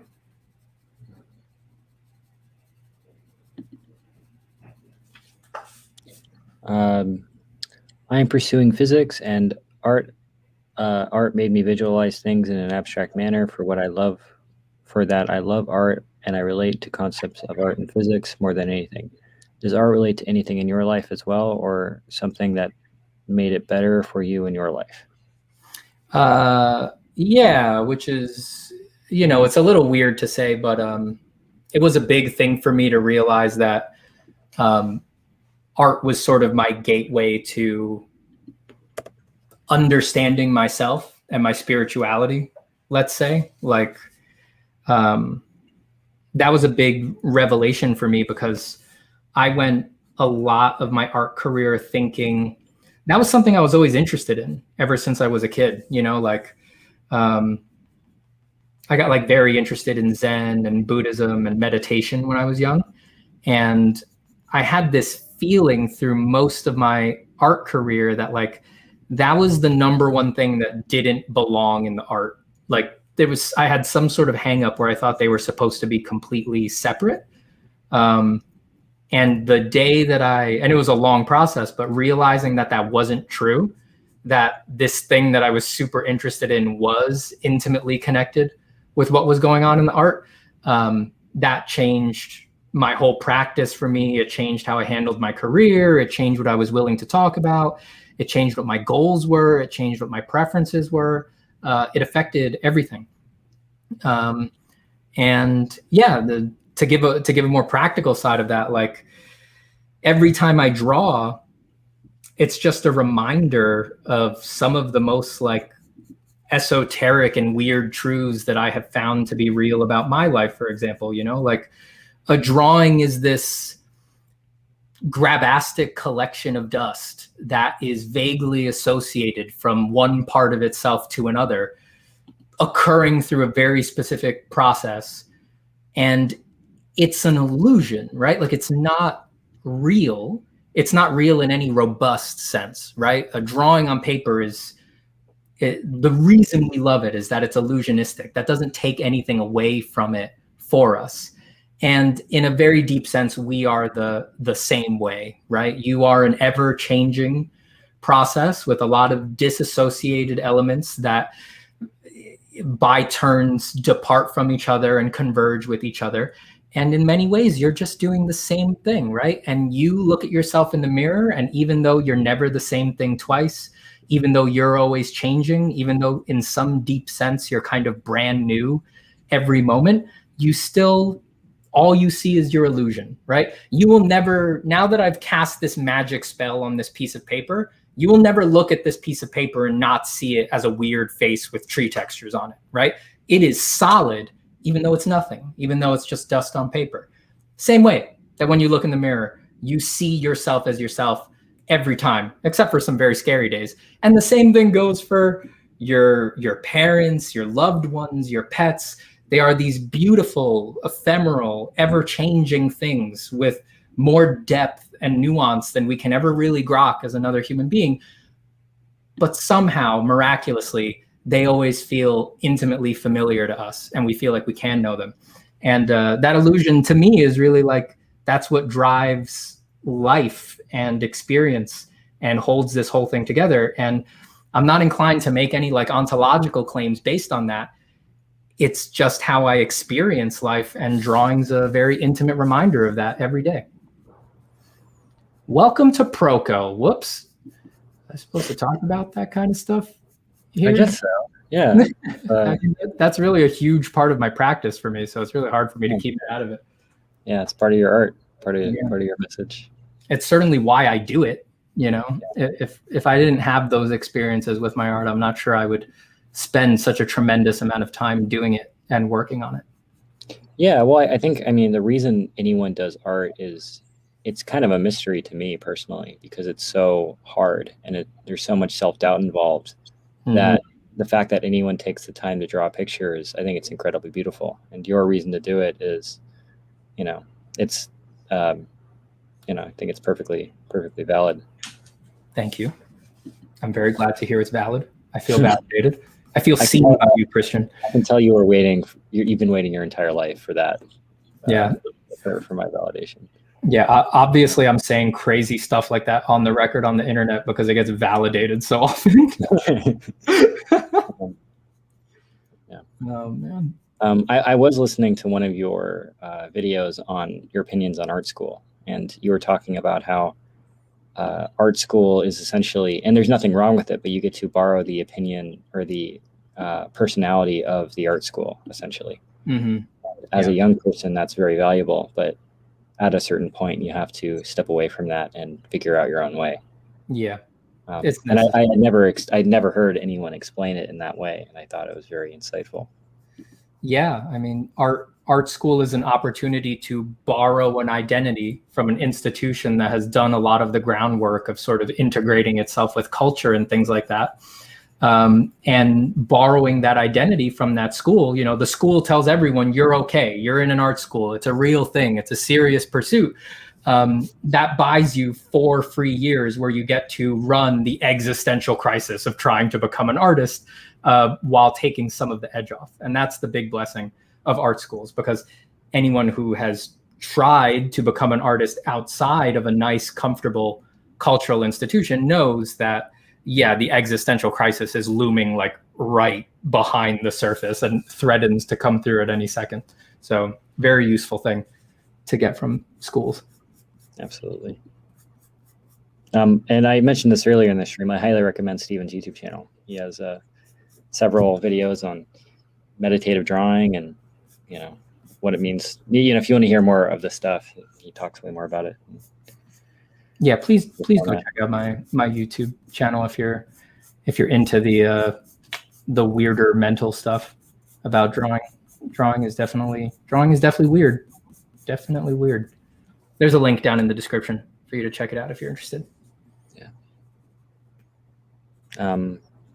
Povelesto asks, I believe my question got buried below. Who do you pull inspiration from in the art scene or in the fine art scene? Why have you tried to tried painting or drawing without blending or smudging? What was that experience like? Understanding that daily sketching is one of the best ways to improve my art. What process do you use to do daily sketching? So I guess it's several questions in one. Yeah, I'll try to shotgun it. I do all sorts of stuff when I do my daily sketching, and I try to make a time or keep it so that I can just kind of do whatever I want. Like I can switch mediums, I can experiment with new ideas, I can toss things, I can start over, I can continue things. Like I'll run the practice any which way that I want, just to iterate on it and to experiment with it. As to, geez, I already forgot what the other portion of it was. What was the first part of that question? Okay, the first part was, let me find it again. Who do you pull inspiration from in the fine art scene, and why? That's the very first question. I definitely look at a lot of oil painters.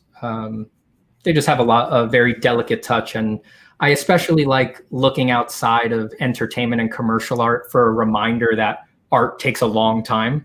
There's a lot of stuff in fine art. People are much more inclined to talk about how careful and you need to be, and how much you need to prepare, and how okay it is to spend like 100 hours on a painting and something like that. And that stuff tends to get de-emphasized in commercial industries because people think that lowers your job opportunities or something like that, that's a whole other can of worms. But I do like to look at fine art specifically for that. I like looking at stuff that people spent a really long time on, and I try to benchmark off of that instead of really fast stuff. Because I like stuff to look crazy, and sometimes you just got to spend a really long time on stuff to get it to look nuts.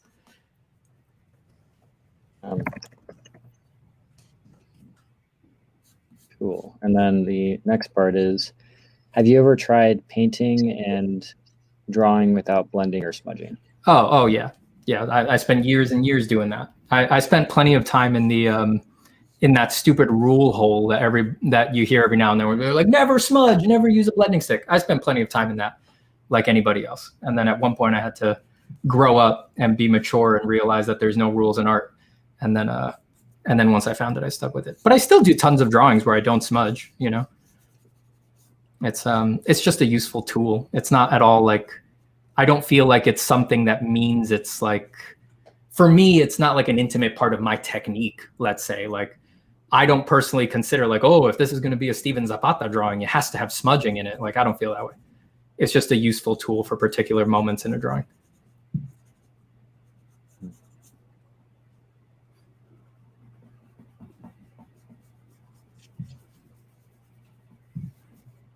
And I also use my fingers, so you don't always need to use blending stumps.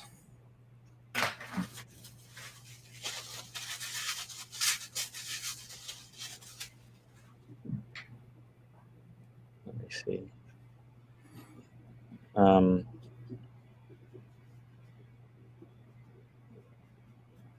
Understanding that daily sketching is one of the best ways to improve my art. What processes do you use for practicing sketching?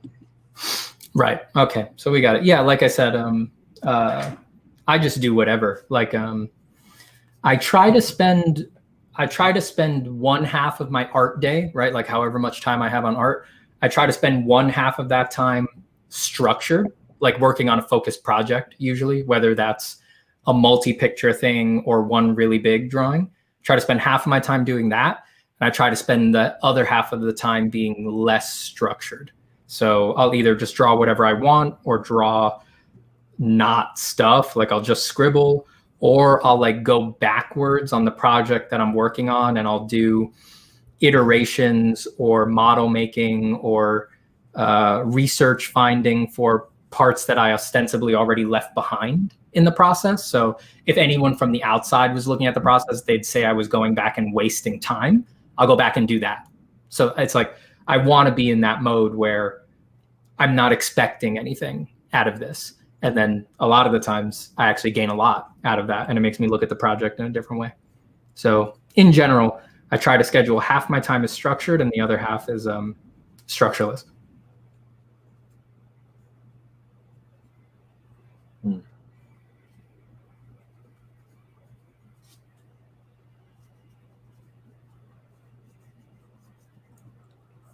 Let's see. Have you been to the, this is me asking, have you been back to the Met since we last went?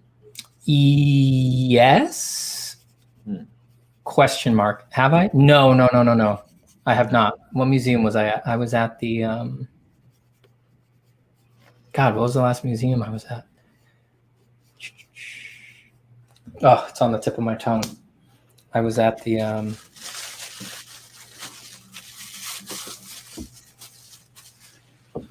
I'm sorry, I'm so caught up with drawing that I forget where I was. It was not the Met though. Mm. I was at one of the other ones. You know the ones, all the ones on Museum Mile. Yeah, the Guggenheim. Yeah, it was one of those. Where the heck was I? Do you feel like you get a lot out of modern art? I have, yeah. I've looked at installation art and performance art and stuff like that and cried like anyone else who's had a powerful experience with that stuff. Like anything in art, in modern art and contemporary art and fine art, there's good stuff and there's crap, and if you hunt for the good stuff, yeah, you'll find really amazing things. I've gotten a lot out of it. I'm not going to say that I've like applied it to my drawing, but as a consumer, yeah, I've had some of my most powerful art experiences with that kind of art.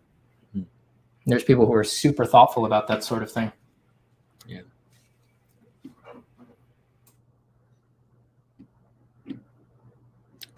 Yeah. For me, aesthetically, I found that I would actually probably be more likely to hang up a piece of abstract modern art on my wall rather than like a Rembrandt painting or maybe even a Sargent.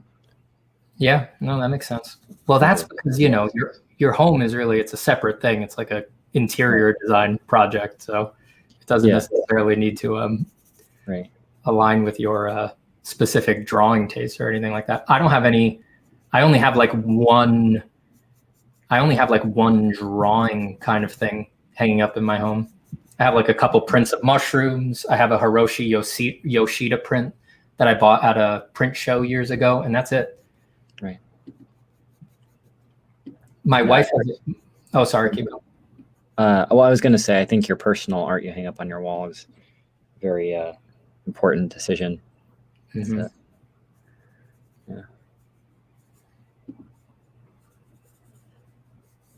Yeah. More questions? Oh, yeah. Can you please show us your setup for drawing and maybe how to avoid neck and back pain? Oh, man, you asked the wrong person, unfortunately.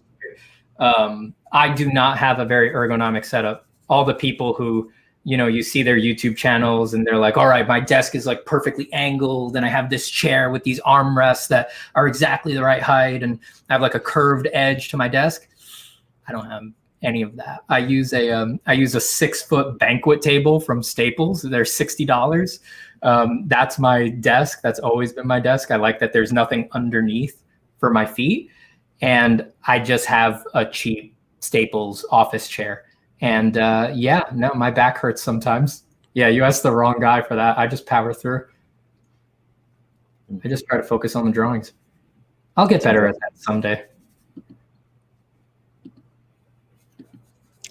People are saying hello from Ecuador, New York, Turkey.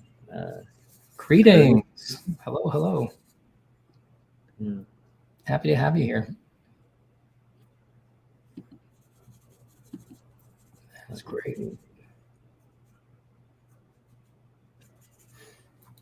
All right, so I got to run one more dangerous. There we go. So we got a bit of a gross bark line there. Apart from it here. And let's run some.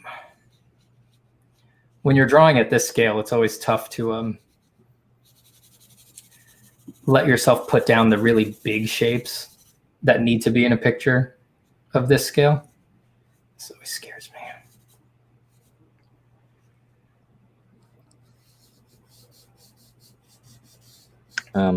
I always run out of paper on A4 and draw too small on A3. Please suggest some tips on planning the drawing better. First off, a good thing to do when you begin, which I didn't do here, but I should have, is on the piece of paper you're drawing on, go to the top of the paper and come like an inch in and make a line and pretend that that's the top of the paper, and do that for the sides and for the bottom as well. I find that that's a really useful mental cue to try to like scale everything down to those lines instead of the lines of the actual edge of the paper. Another thing that you can do is tape off the paper before you start drawing. That helps a lot as well. You could take this is like, what is this? Half inch draftsman's artist tape, and just put that even before you've drawn anything, put that all around the edges of the paper, and that'll automatically make your mind sort of pay attention to not going all the way to the edges. And then even if you do, when you peel it off, it'll kind of give you a nice crop. And besides that, it just requires being more careful and diligent in doing thumbnails and then like transferring the drawing and things like that. Oh, also to the person who asked the ergonomics question, like notice that I'm standing right now instead of sitting as I work on this. When I'm working on a big drawing, I'll get up, I'll sit down, I'll try to move my body. That helps. Do you ever dance? Oh, yeah. Yeah. No, all the time. Did you make sound effects as well? I do every weird thing you could imagine, probably. I get super energetic while I draw. Drawing is a really intense experience for me. So yeah, I dance, I sing, I talk to myself, all sorts of stuff. I bet I can guess the song that you listen to on repeat while you're drawing. All right, take a guess. Funky Town by, I can't remember the name, but Funky Town. Well, I think you nailed it because I listen to a lot of funk while I draw. Nice. Yeah. I knew I was right. If I could recommend a band, Jungle, sort of funk focused, like indie disco band is a go-to for drawing right now. Jungle, you said? Yeah, Jungle. They're great. Yeah. Here's an interesting question. Stephen's one of the artists that has impressed me. I feel a dark aura, and do not take it the wrong way. I mean, he is a person who has seen the best and can afford to be quite honest in what he says. I wish to ask if this attitude bothers people he's around, because it happens to me sometimes and I don't know how to deal with it. I suspect the question is like, you're obviously a very deep person. Mm-hmm. Does that stuff ever get in the way of, your personal relationships? Oh, geez. Huh. It's a very deep question. That's an interesting question. Not really, I don't think. Like, I'm personally, I'm actually the kind of person where I'm more like this online. Like, I'm more inclined to talk about this stuff in public because that's where people need it, right? Like my wife isn't interested, right? Like, if I say to my wife, like, we're all an illusion, there's no ego, there's no self, she's like, yeah, I know. Or if I'm like, there's no free will, we're all a universal process running and we're all the universe's eyes looking at each other, she's like, yeah, I know. Like, she's not interested. It's not a high energy conversation, So I'm actually not, it doesn't come up a lot in my day-to-day life, like the people who I'm very intimate with, they already know that stuff about me. So yeah, I have to say that actually on the day-to-day, I don't really talk to people in my personal relationships about that stuff very often,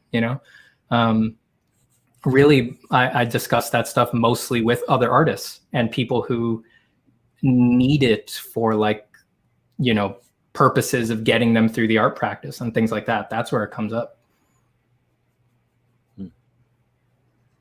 I guess probably there have been people who learn that about me and were like, that ain't my kind of guy and I'm not going to be friends with him. But in my experience, I conversely also did not worry about them, I wasn't interested in sort of forcing myself or my viewpoints upon them or anything like that, Well, and to me, based on the time that I have spent around you, it seems like you spend your time in a really wide variety of range of, like, for your day job, you don't do this stuff all the time. You're not doing these long form graphite drawings for your job, and this stuff is more of an outlet for that. Yeah, in a way that your job isn't. So I guess what I might say that I'm observing is that you have a wide range of how you spend your mental energy. Yeah, something like graphite drawings is definitely more of a mental and emotional journey than doing design work. Like when I'm working on design stuff for clients, it's like I don't really think about sort of my relationship to it at all. I'm just trying to solve the problem, right? It's a very specific design problem. They're very objective, right?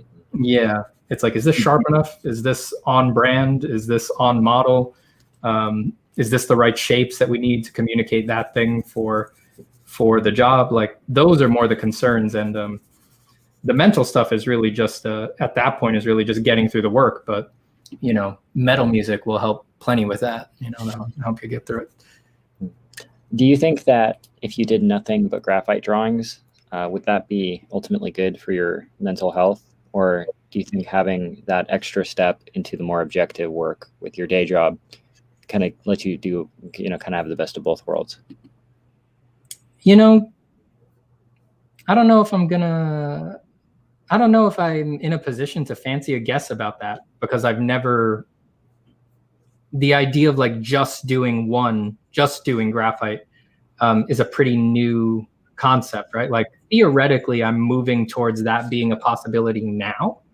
But that's a very new thing in my life. So I wouldn't be surprised if I tried it and found that I didn't want to do it.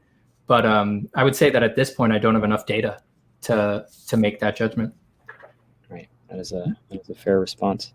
My grass is the part of my brain that does the grass is always greener kind of thing, is like, of course, if we only did graphite drawings, that'd be dope. You know, we'd be so happy all the time. But it's like, that's not usually how life goes, you know?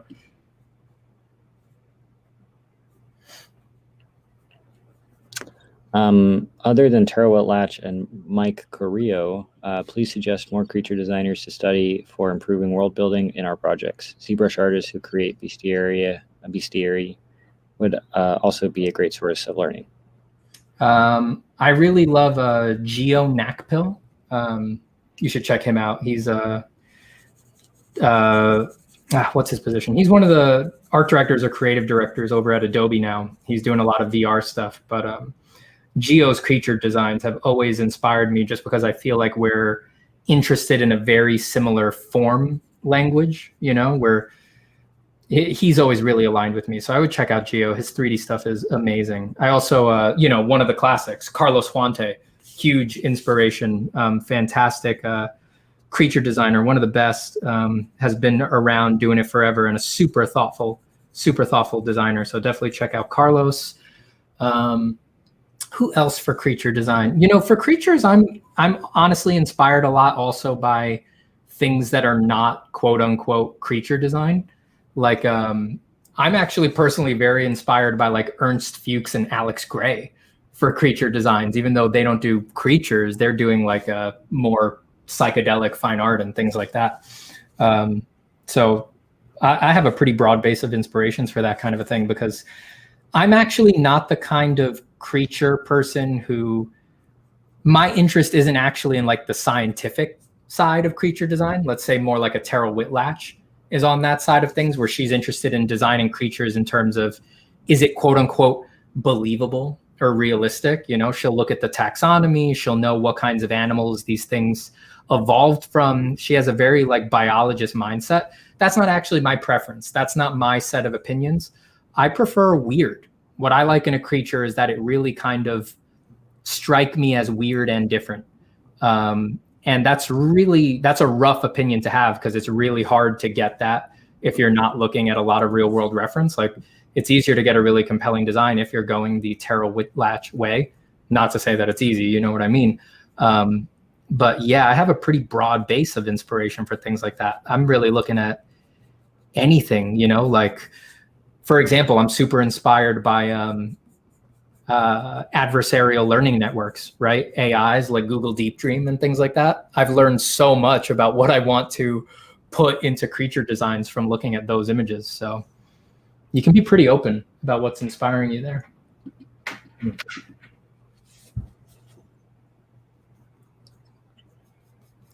I am pretty confident with shape, form, and rendering, and I am able to draw some detail from imagination, but I focus way too much on the details and nuances of any given piece/reference. Mm-hmm. So much so, when I try to simplify anything into simpler rendering style, I feel completely lost, i.e. going from portraiture to cartoon or inking. Do you have any tips on how to take what you've learned from studies / more detailed art and changing that to a style that takes less legwork? So I actually think sketchbooking solves that for most people, just increasing your mileage drawing in your sketchbook from imagination. Because one of the beautiful things that drawing from imagination does is that you can only remember so much of what you're being inspired by. So if you draw from imagination over and over and over and over and over again, and don't worry about if it's coming out good, right? Just trust the process. If you do that a lot, if you do it over and over and over again, it starts filtering your memory for you, and it starts showing you what is actually the most important thing about the references that you're looking at, because your subconscious is doing a huge amount of filtering there that you're probably not aware of, that none of us are aware of. And by regurgitating over and over again in a sketchbook and trying to remember and intuitively get the feel for the things that you really, really love, that tends to, make apparent to you what is actually valuable about those things that you're looking at.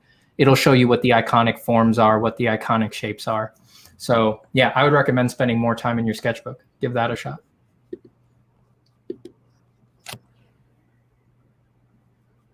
If you could travel to any point in history to draw something from life, where would you travel to and why? Jesus. Just for drawing, it'd be really hard to not try to go prove something historical instead under the guise of drawing. Like what? Oh God, I mean, all religious things come to mind immediately, right? Like it feels almost it feels almost irresponsible to not take your time travel opportunity to prove if some of the most divisive dogmas in the world or something like that were well-founded or not, just to take it too seriously, and remove all the fun from it. If it was just about drawing, damn, what would I go do? I'd go draw the Great Pyramid being built, and then I'd leave the drawing and bury it somewhere so that people for the rest of time could find it. And that mystery would be solved. I think that's what I would do. And then they find it, and then that becomes a great mystery on why that drawing was there in the first place. I guess you could sign it too. Sign, Stephen Zapata. No, I'd sign it Abraham Lincoln or something and just add it. Yeah. I would double down. Gandhi. Yeah. Siddhartha Gautama. That's what I would do. Yeah. Do you find that you have a hard time seeing a drawing as the intended finished product, as opposed to amalgamation of shapes? I feel like I can. If I choose to, I can close my eyes and sort of visualize the thing I want to draw pretty vividly. I can visualize things pretty vividly in my mind, but I actually don't draw that way. There's very rarely a point in the process where I actually do that and sit down and visualize it and be like, all right, how do I try to achieve that in the drawing? I don't really do that very much. I know that I'm capable of that, and I have this feeling that sort of gets into the process no matter what on its own. But I like to just react to what's on the paper. I don't really spend too much time visualizing while I'm actually drawing. I just I kind of let the drawing tell me what it needs. Like, I don't necessarily want to impinge my opinion of what it's supposed to look like onto the drawing. I want the drawing to let me know, like, this is too light, this is too dark, you haven't paid enough attention to this area, et cetera, et cetera. Does that make sense? Or does that sound totally nuts? Sounds good. Yeah. Yeah, I really just try to go off of what's on the paper a lot of the time. Yeah.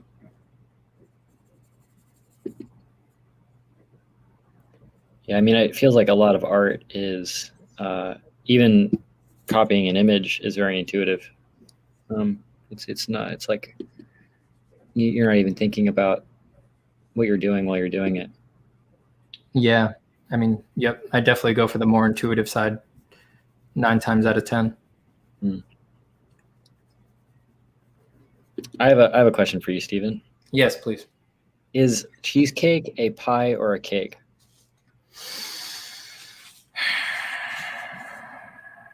This is definitely the heaviest question that has been asked to you so far today. Yeah, I think it's definitely a pie. Well, but it's called a cheesecake. Yeah, but I mean, a lot of things are called things they shouldn't be called. You know, I don't need to base my assessment on the erroneous naming of some fool from the past.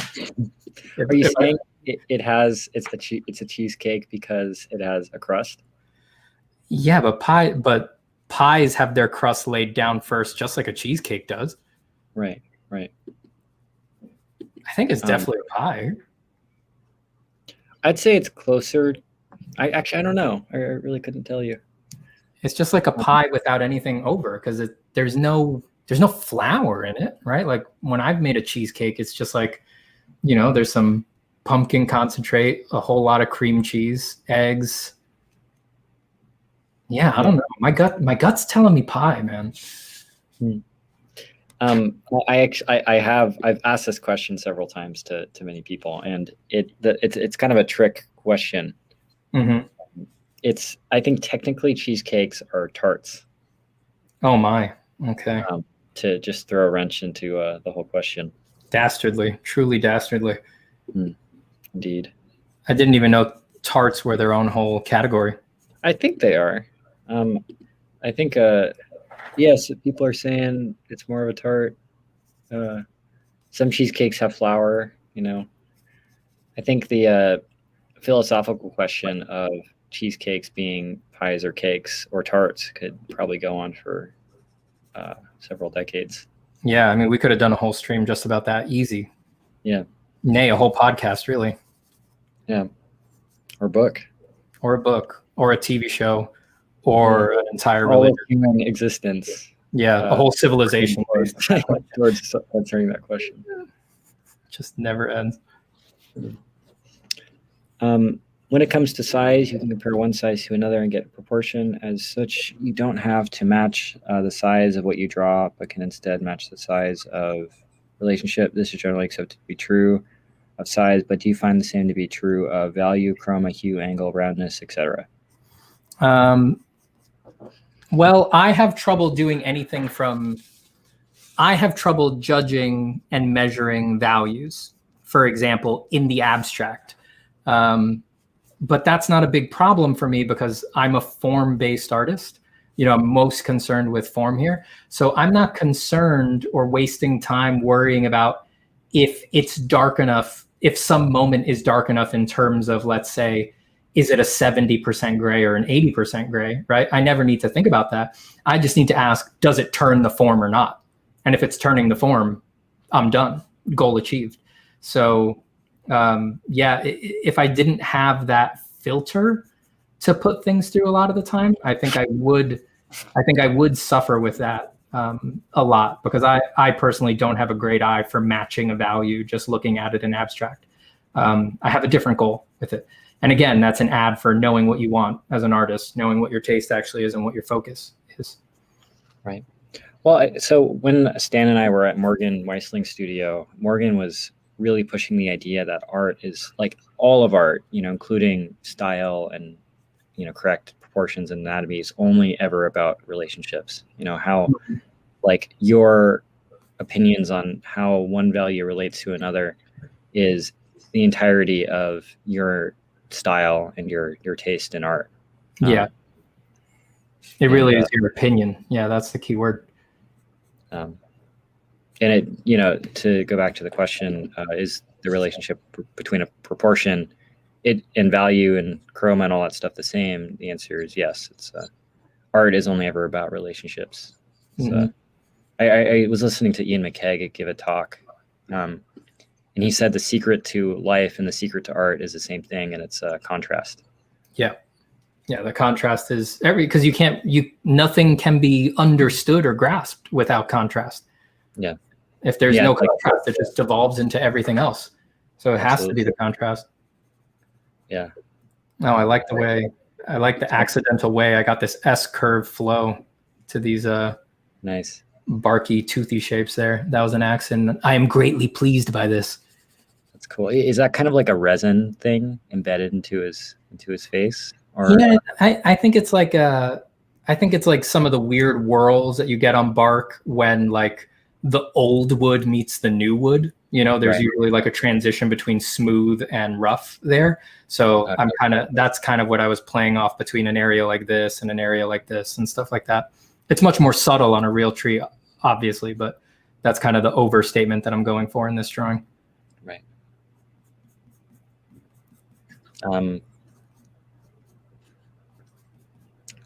Stan commented in the YouTube chat, is cereal a soup? Is cereal a soup? I'm worried that's a trick question too. Like it's going to turn out that cereal is actually more like a Ferrari or something like that. Yeah, exactly. I don't know. I don't know what the correct. Isn't cereal its own category though? Isn't cereal just more like a cereal? I don't know.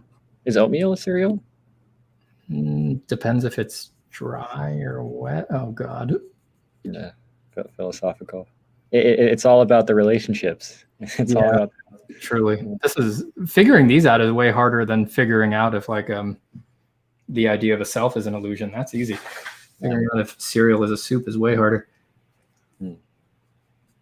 If you break pieces of cheesecake into cereal-sized bits and then put it into a bowl and milk, is that cereal? Oh man, I've done that before. Really? That exact thing? That is delicious. Yeah. Not with cheesecake. I did that with carrot cake once. I made carrot cake soup. You never tried it. You got to try it. It is disgusting and delicious. You're not going to feel good after, but during, pretty good. I had a friend who told me about, it's called the Krispy Kreme challenge, where you, and I don't actually, maybe the double down challenge. I can't remember the name of the challenge, but you go to In-N-Out and you get a double, and then you get a Krispy Kreme. Then you go to Krispy Kreme and you get 2 Krispy Kreme donuts and replace the buns of the double with Krispy Kreme donuts. And then you immediately go to a trampoline park following eating that monstrosity and see how long you last before. Yeah. Yeah. Yep. I'm vomiting already for sure. Yeah. I wonder if do you have to pay the cleanup fee after the trampoline park? It's probably a horrible thing to do. I don't recommend anyone do that. It sounds incredibly like a very rude thing to put on the poor 17-year-olds who have to clean up your 30-year-old man vomit. Well, I regret even voicing that as a possibility that somebody could do, because it is slightly more likely because I have said it. Yeah, that someone will do it. Public record. Yeah, it's out there now. Try not to, if you can. Yeah. Anyone who's inclined. That's big advice from me. Yeah, don't do that. 17-year-olds have it hard enough already. They don't need any more vomit to clean up. Give them a break.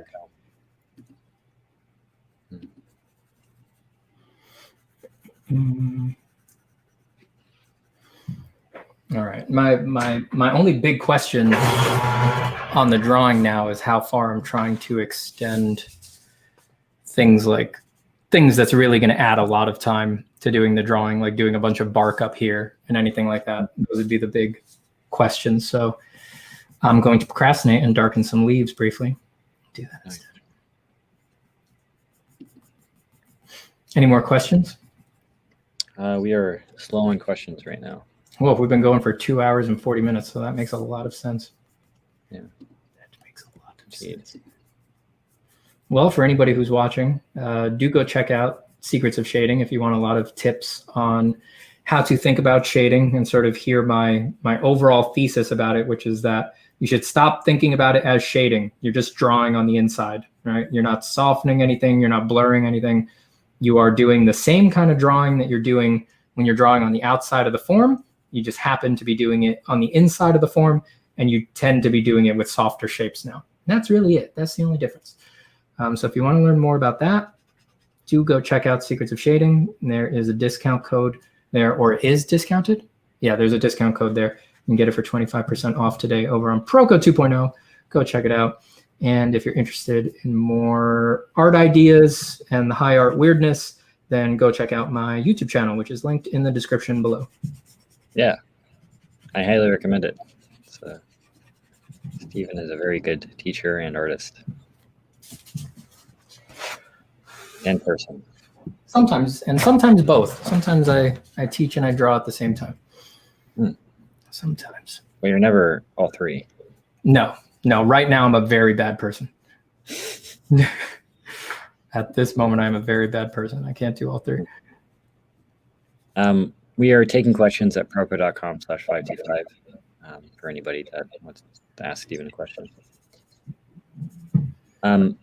By the way, I'm going to the Hagen Museum this weekend. I don't know if you're familiar, but it is one of the largest public collections of Leyendecker paintings. Oh, really? Yeah. Where is it? Stockton in Northern California. Right. Yeah, I'm not familiar with it. Well, I am familiar that there was a place in California that had like the big Leyendecker collection, but the name doesn't ring a bell. That's awesome. It's probably the same one. Yeah, it has to be. That's awesome. Can you take photos? Take a lot of photos. Yeah, sure. Leyendecker's he's pretty good. And he's surprisingly hard to find in museums. So it's really good to take a trip to go hunt for him. I think I've only seen a show of his stuff once when they had, I think it was someone's private collection, like their huge private collection of Leyendeckers. They had it at Pepperdine, I want to say, years ago. I went to that show. That was pretty amazing. Well, at the Society of Illustrators in New York City, there's quite a few Leyendecker paintings there. Yeah. I don't think I've seen them there. Unfortunately, I haven't been to the Society of Illustrators since I went there for an art center portfolio review back in high school. That was the last time I was there. It's been a very long time. I got to go again. Yeah. Well, I am soon to be driving across the United States in my cargo van. So if you would like to go with me, it would be very good. I would love to. Cool. I will save it for then. Sweet.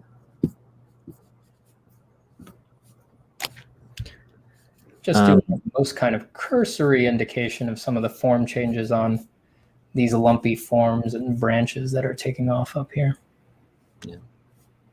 If you were sketching in your sketchbook, how far would you go on a drawing like this? I'll go pretty far. I'll go pretty far. Give me 1 second.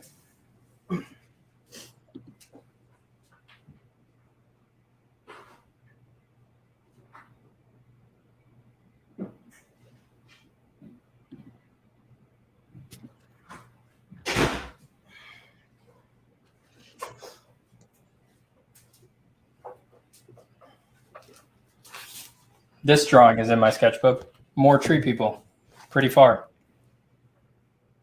Nice. If I'm into a drawing, like I'll just develop it wherever I have it. I'm not afraid.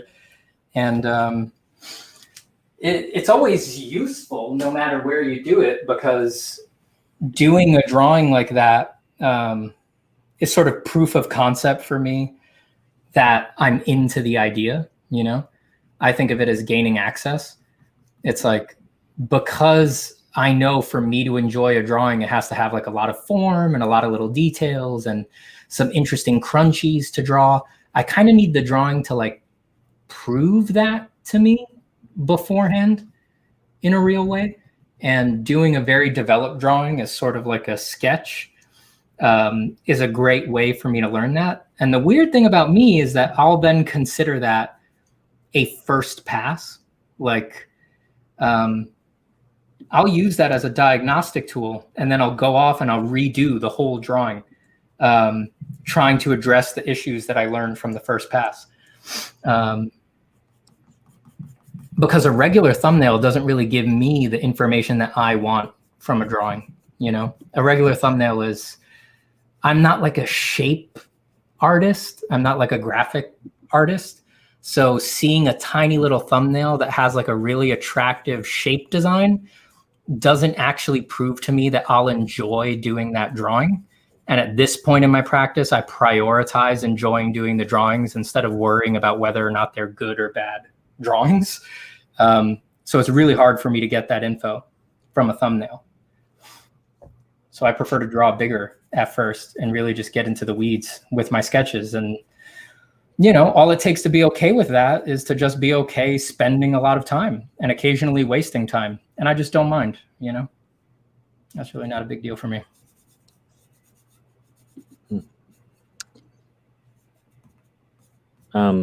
Alejandro asks, you guys, why do you think studying art history is important, or is it important at all? It's not important for everyone. It's great fun though. There's plenty of super successful, really good artists who really know dang near nothing about art history, but there's nothing wrong with that. They're just not into it. And, but it's a lot of fun. It's a lot of fun to like dig through old books and internet sites and like find all sorts of artists that are really like deep cuts, you know? Yeah, because there's so much great art has been made that you're never going to find it. And it's really fun to swipe techniques and ideas from artists where you're like, oh, I'm the only person who knows about this person. Yoink. Right. I also I think you learn things you would never learn, you know, from a classroom or, you know, just doing your own research. And art history is such, it's pretty much inexhaustible. You could spend your entire life just reading about painting, but it's not going to make you more likely to get a job at a video game studio or anything. No, it's not. No one's going to ask you the history of Rembrandt or Velasquez or in an interview. Yeah, just get into it because you want a broader range of things to learn from, or things to be inspired by, or things to influence you. And if you find it fun. If you don't find it fun, I don't think it's necessary. Yeah, for me, I wanted to get into art to be a concept artist at Blizzard, and then the more I got into art, I went to the Atelier and then Sinix, and the more I got into drawing and painting, the more I started to appreciate art history. And John Singer Sargent quickly became one of my favorite artists because I had more context to go and study art history. And, yeah. I love digging through art history. I don't know it like academically. I just keep a giant folder on my computer called Super Baller Mummy Wraps to remind me that you can't take it with you. And I just save all of the art that I like in there. And I run the screensaver that just plays through a folder with all of these slides. That's my screensaver. So every time my computer sleeps, it just starts sifting through all of these old images that I've loved from over the years. It has inspired me a surprising amount of times to do that.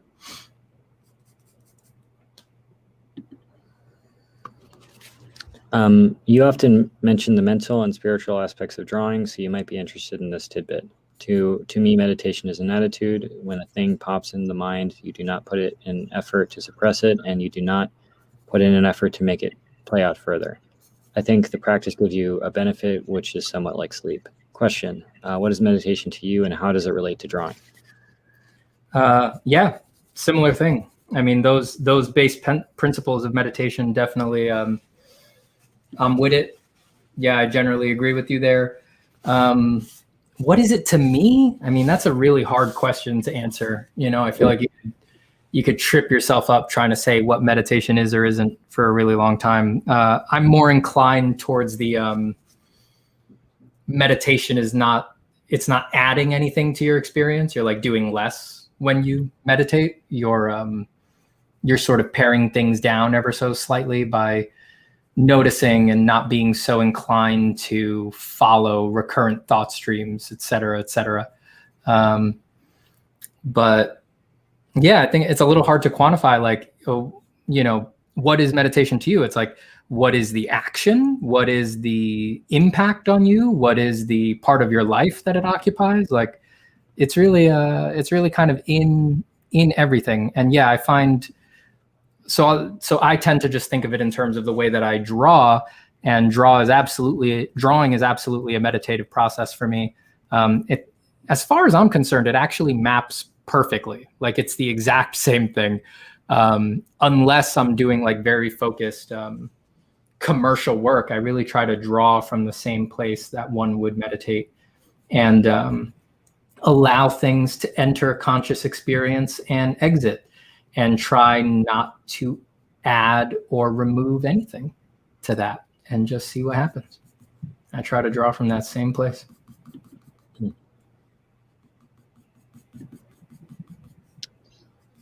Dear Christian and Stephen, now that you've mentioned Leyendecker and museums, which was a memorable exhibit for you that you can remember? Oh man, the Brooklyn Museum here in New York. That was the last museum I was at. I just remembered. I was at the Brooklyn Museum a week ago. The Brooklyn Museum here in New York years ago had a show of like the biggest show ever of Sargent's watercolors. That was one of the best art shows I've ever been to. The everything about it was amazing. The space, the sheer amount that they had, the individual pieces, and the academic breakdown that they did of the paintings was actually useful for people who were interested in painting, which almost never happens. That was super cool. For me, it's also a Sargent exhibit. I think it's the Chase Museum in New York City. There was a collection of Sargent's drawings on display. A bunch of his portrait drawings he did for his career that I reference pretty consistently. Sargent gets some killer shows. I guess that's the benefit of being long dead and ultra famous. Yeah. That's how I want to go out. Long dead and ultra famous. Yeah.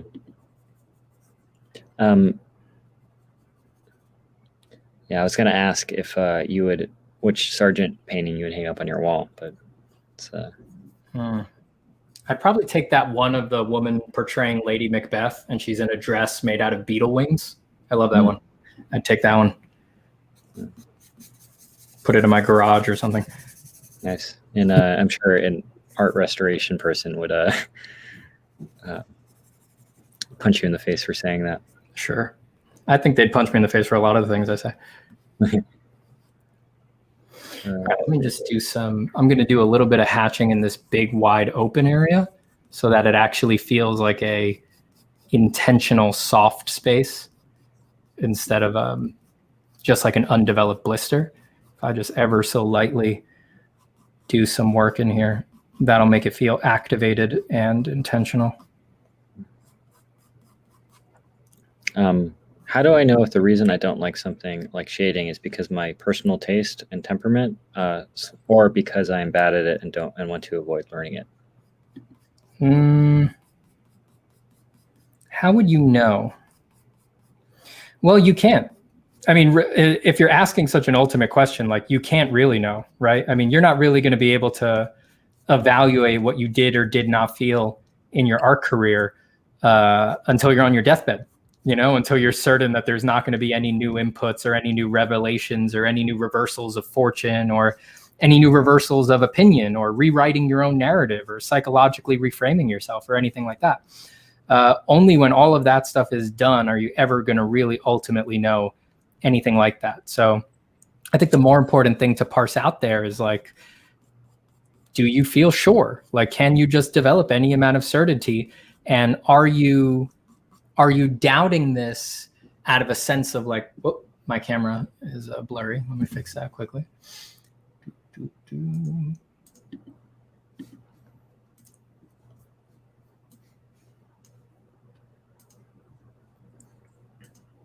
All right.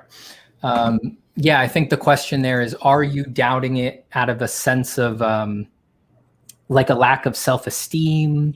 Or are you taking in too much input from people from the outside who are trying to tell you what they think you should do or what you should believe or what good art looks like? Like, is that what's coloring the nature of that question? Or are you earnestly just asking it from a position of self-confidence and self-belief, right? If it's coming from a place of self-confidence and self-belief, you really should just follow your gut and don't worry about it too ultimately, because you're always free to change your mind, right? More likely, if that question is getting stuck in your teeth, it's because you feel like you're not free to change your mind. And if that's how you feel, it's probably because you're imagining someone else's idea of what you need to do with your art or what makes for a good art practice. And if that's the case, then you can just abandon it because it doesn't matter what anybody else thinks. It's just about you. Yeah. The beauty of art is being able to do whatever you want. Like when it comes to any other creative medium, like I guess even writing a book or making a movie or any of that kind of stuff, the barrier of entry is actually pretty high. You know, to make a movie, you need tons of other people helping you do that. But when it comes to drawing, you need a piece of paper and a pencil. And you know, pretty much the only thing limiting you at that point is your own taste and your own personal, you know, it's yourself. Yep. So if you feel like you're, you know, don't like something, then, you know, it's entirely up to you whether you should stop doing it or not. Yeah. In general, I think artists don't be so quick to relinquish your freedom. You know, artists these days seem very quick to, you know, they drew for a month before they got funneled into the boot camp vibe. And then they're like, all right, I'm going to relinquish my art freedom for the next 10 years. That's crazy. I would not be so quick to do that. You know, spend more time discovering yourself and wondering and just being playful and letting yourself search and looking for what, you know, what's the weird thing about you that's really going to make your art stand out, you know, like your favorite art, if you actually list all of your favorite art and things like that, most likely your top 5 favorite artists, favorite art pieces, anything, they're like totally different. They're all totally different from each other, most likely. They're very unique. There's something special about them. You have to kind of remember that the same is always going to go for you. You're always going to need to do something different, something that stands out if you want to make this thing work. So don't be so quick to like abandon that and leave it behind. Like give that due thrift and spend a lot of time thinking about that. Yeah. For me, the question that I ask myself that usually solves that problem for me if I like something or not is, would I be doing that thing if I had $1 billion and complete freedom over my time? Like, I don't think I would ever want to paint like Velasquez or Rembrandt or, you know, even a bunch of the modern concept artists if I had, you know, infinite time and money to try and paint like them. I would probably, you know, do sketchbooking and doodles, and that'd be the extent of my drawing. And knowing that, like, given perfect circumstances, I would never draw like them, it gives me the perspective of like, oh, you know, actually I can enjoy their work, but I don't necessarily, I wouldn't necessarily spend my time trying to emulate them. Yeah, there's actually a big difference between the work that you love to see and the work that you would love to do. Those are actually two very distinct things. And I think it's important for all artists to spend a little bit of time working out for themselves what the difference between those two things is. I mean, yeah. I love all sorts of work, but at this point, I'm not inclined to believe the little like lie that gets whispered in your head by yourself, where it's like, oh, you love that, then that's what you're supposed to be doing. You know, it's like, no, I'm also a viewer. You know, I'm also an art fan. So it makes perfect sense that there's tons of stuff that I would see that I can love like crazy, love extremely powerfully, but that doesn't mean that I have to do that. You know, it's right. Very different things, what you love to see and what you would love to make. Right. Well, and you only have so much time in a day as well. Like, you know, to be able to do certain kinds of work, you have to dedicate a lot more time than you might actually be willing to commit to. And you actually might like the way you spend your time more than you like being able to do that kind of work, which is totally okay. And the goal is to be completely non-judgmental towards whatever decision you do make. Absolutely. All right, what finishing touches would I put on here? Let's see. Let me drag a couple of these darkest bark lines down into this reflected light so that feels consistent. I'll just hit that super dark. Gonna let that occlusion really pop off. And that should open up the shadow a little bit to have those dark accents in there.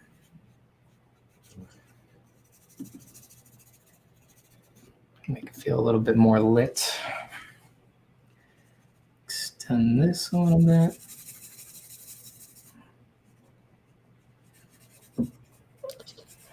Have dreams inspired any pieces that you have made?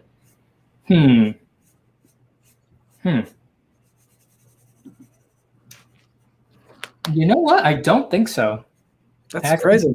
Actually, I thought you would. I thought you'd say the opposite. Yeah, I'm a little surprised too. Yeah, I don't think that has happened for me yet. I've definitely, there's definitely been, but it's like, what is an idea at all? Like when a flash of an image comes to me when I'm like out on a run or something, that might as well be a dream. I see it pretty dang vividly when it comes. So very existential. Yeah, but an actual like, oh, I saw that in a dream and then I went and drew it. Yeah, I actually don't think that has happened to me yet. My dreams are pretty boring usually. Yeah, you need to get out your crazy energy in your drawings. Yeah, I think it's all handled. So my when I'm dreaming, my brain just offers me up like, oh, isn't that a strange apple sitting on that table or something like that. Wayne4360 says, so I have a question. So what job would you suggest in the art industry that pays a satisfactory salary? And what are your thoughts on the art jobs in the gaming industry? Well, it's really hard to say what's satisfactory, right? Because everybody has different financial requirements. Some people just are independently wealthy and they'll do a job basically for free because they're doing it for love or for clout or something like that. And there's a lot of that in the art world, and there's nothing wrong with that, right? Like that's just your particular situation. But if you're just talking like ground up, like you're someone who doesn't have any money, any investments, any sort of savings or anything like that, yeah, they're generally going to be lower paid than you think, I would say. The arts are passion industries and people keep prices pretty low. Artists have a lot of self-esteem problems that make them pitch low prices and things like that. They're also generally lower paid for how freaking hard they are. Being a creative person on demand, on schedule is super, super difficult. And a lot of the time the pay doesn't really match. But if you love it, you're not really going to care, right? If you're the kind of person who's like, I need to work in video games, you'll find a way to do it. You'll do it for low prices. And when you get there, you're going to realize that everyone around you is like that and hence lower prices. If you need higher prices, go into advertising. They're much more shrewd and there's much more shrewd business people involved. So prices tend to be higher, budgets are higher. And you can also look into any art industry that is actually just a real estate industry masquerading as an art industry. Theme parks, for example. If you're doing speculative theme park work, a lot of that it's actually a real estate industry. It's people trying to develop on land and to get licenses and permission and governmental approval to develop on that land. So that's actually a real estate industry, non-entertainment industry. So there's way more money in that than there is in some of the other things like video games. Yeah, tech as well. If you work as at Facebook for a designer, as a designer, you can get paid good money. But obviously there are sacrifices to doing those jobs. Like you'll never have a chance to draw orcs and dragons and stuff if you're working in advertising, which I might be wrong, actually. I'm probably wrong. But. There's some ads that have orcs and dragons. Yeah. There's some. But it's like, you can't rely on it. At that point, you're not relying on subject matter. If you're going into that industry, you're not doing it because you love a genre or a subject matter. You're doing it because you love to solve problems. So, and that's mostly what you're going to be doing on those jobs is just problem solving for the AD.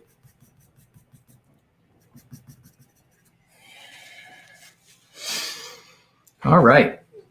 I think I might be done with that for now. Nice. It's a good drawing. Good job. Thank you. I think it makes the point. I'm just going to extend. I don't like how narrow the neck feels back here, so I'm just going to add one more like tree bark feeling line here, and then let the neck broaden out like that.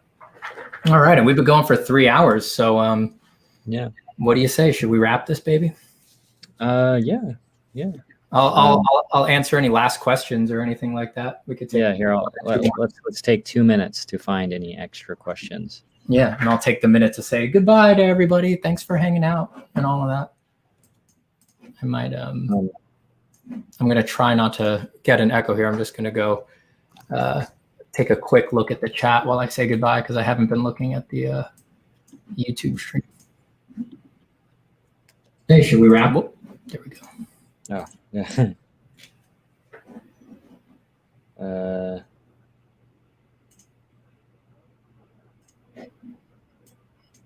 right. Let's see. Would you like to choose a question, or? You can hit me with whatever. Thanks for Um, everybody. Thanks for sticking around. Yeah, absolutely. Graphite drawings only have so many tones. How do you differentiate between, say, makeup, bruise flesh, and normal sections of shadow? You've got to be very careful with how you distribute your value range. It's not easy. You've got to be, first off, you should press harder than you think you need to press. You should bear down pretty hard on the darks. Most people's pencil drawings suffer from being too light, for sure. So go for contrast, try to press down much harder than you think you need to get some really, really rich darks. And then that'll open up some value range for you to do, for you to have more to work with in the light. But there's no way around it. It's super compressed. So you need to be able to create form with subtle amounts of value change so that you don't blow all of your value range on any little form that you create. And if you need to plan it, you could take a separate sheet of paper. I do this sometimes. And I'll put on this little sheet of paper, like, here's me pressing as hard as I can. That's my black. And then this is what I want my like 50% gray to be. And then as I go around the drawing, I'll hold it up to different parts of the drawing and I'll just make sure that they're like on tone for what I want. But that requires a little bit more planning. Nice. That's what I would do. Cool. Well, I don't know if we have any other questions on the page. So. All right. Yeah. Then we are good here. Let me see. Let's see. I'm seeing if anything pops out while I'm looking at the stream chat, but everyone's just saying thanks. Thanks, everybody. Yeah, thanks for sharing. Yeah. This was a lot of fun. I hope everybody had a blast. I hope you learned something. You guys had some great questions too. Yeah, thank you for that. Thanks for hanging out, everyone. Go check out Proko 2.0. Check out Secrets of Shading. Come hit me up on YouTube. And big thanks to you, Christian, and big thanks to the Proko team in general for having me. And again, to everyone who was here, thanks for hanging out. Anything else, Christian? What do you think? I don't know. Well, it's John is in control of the actual stream, so it's up to him to end it. All right, John, we're invoking you. It's time. Invoking John. I guess Beam us up, John.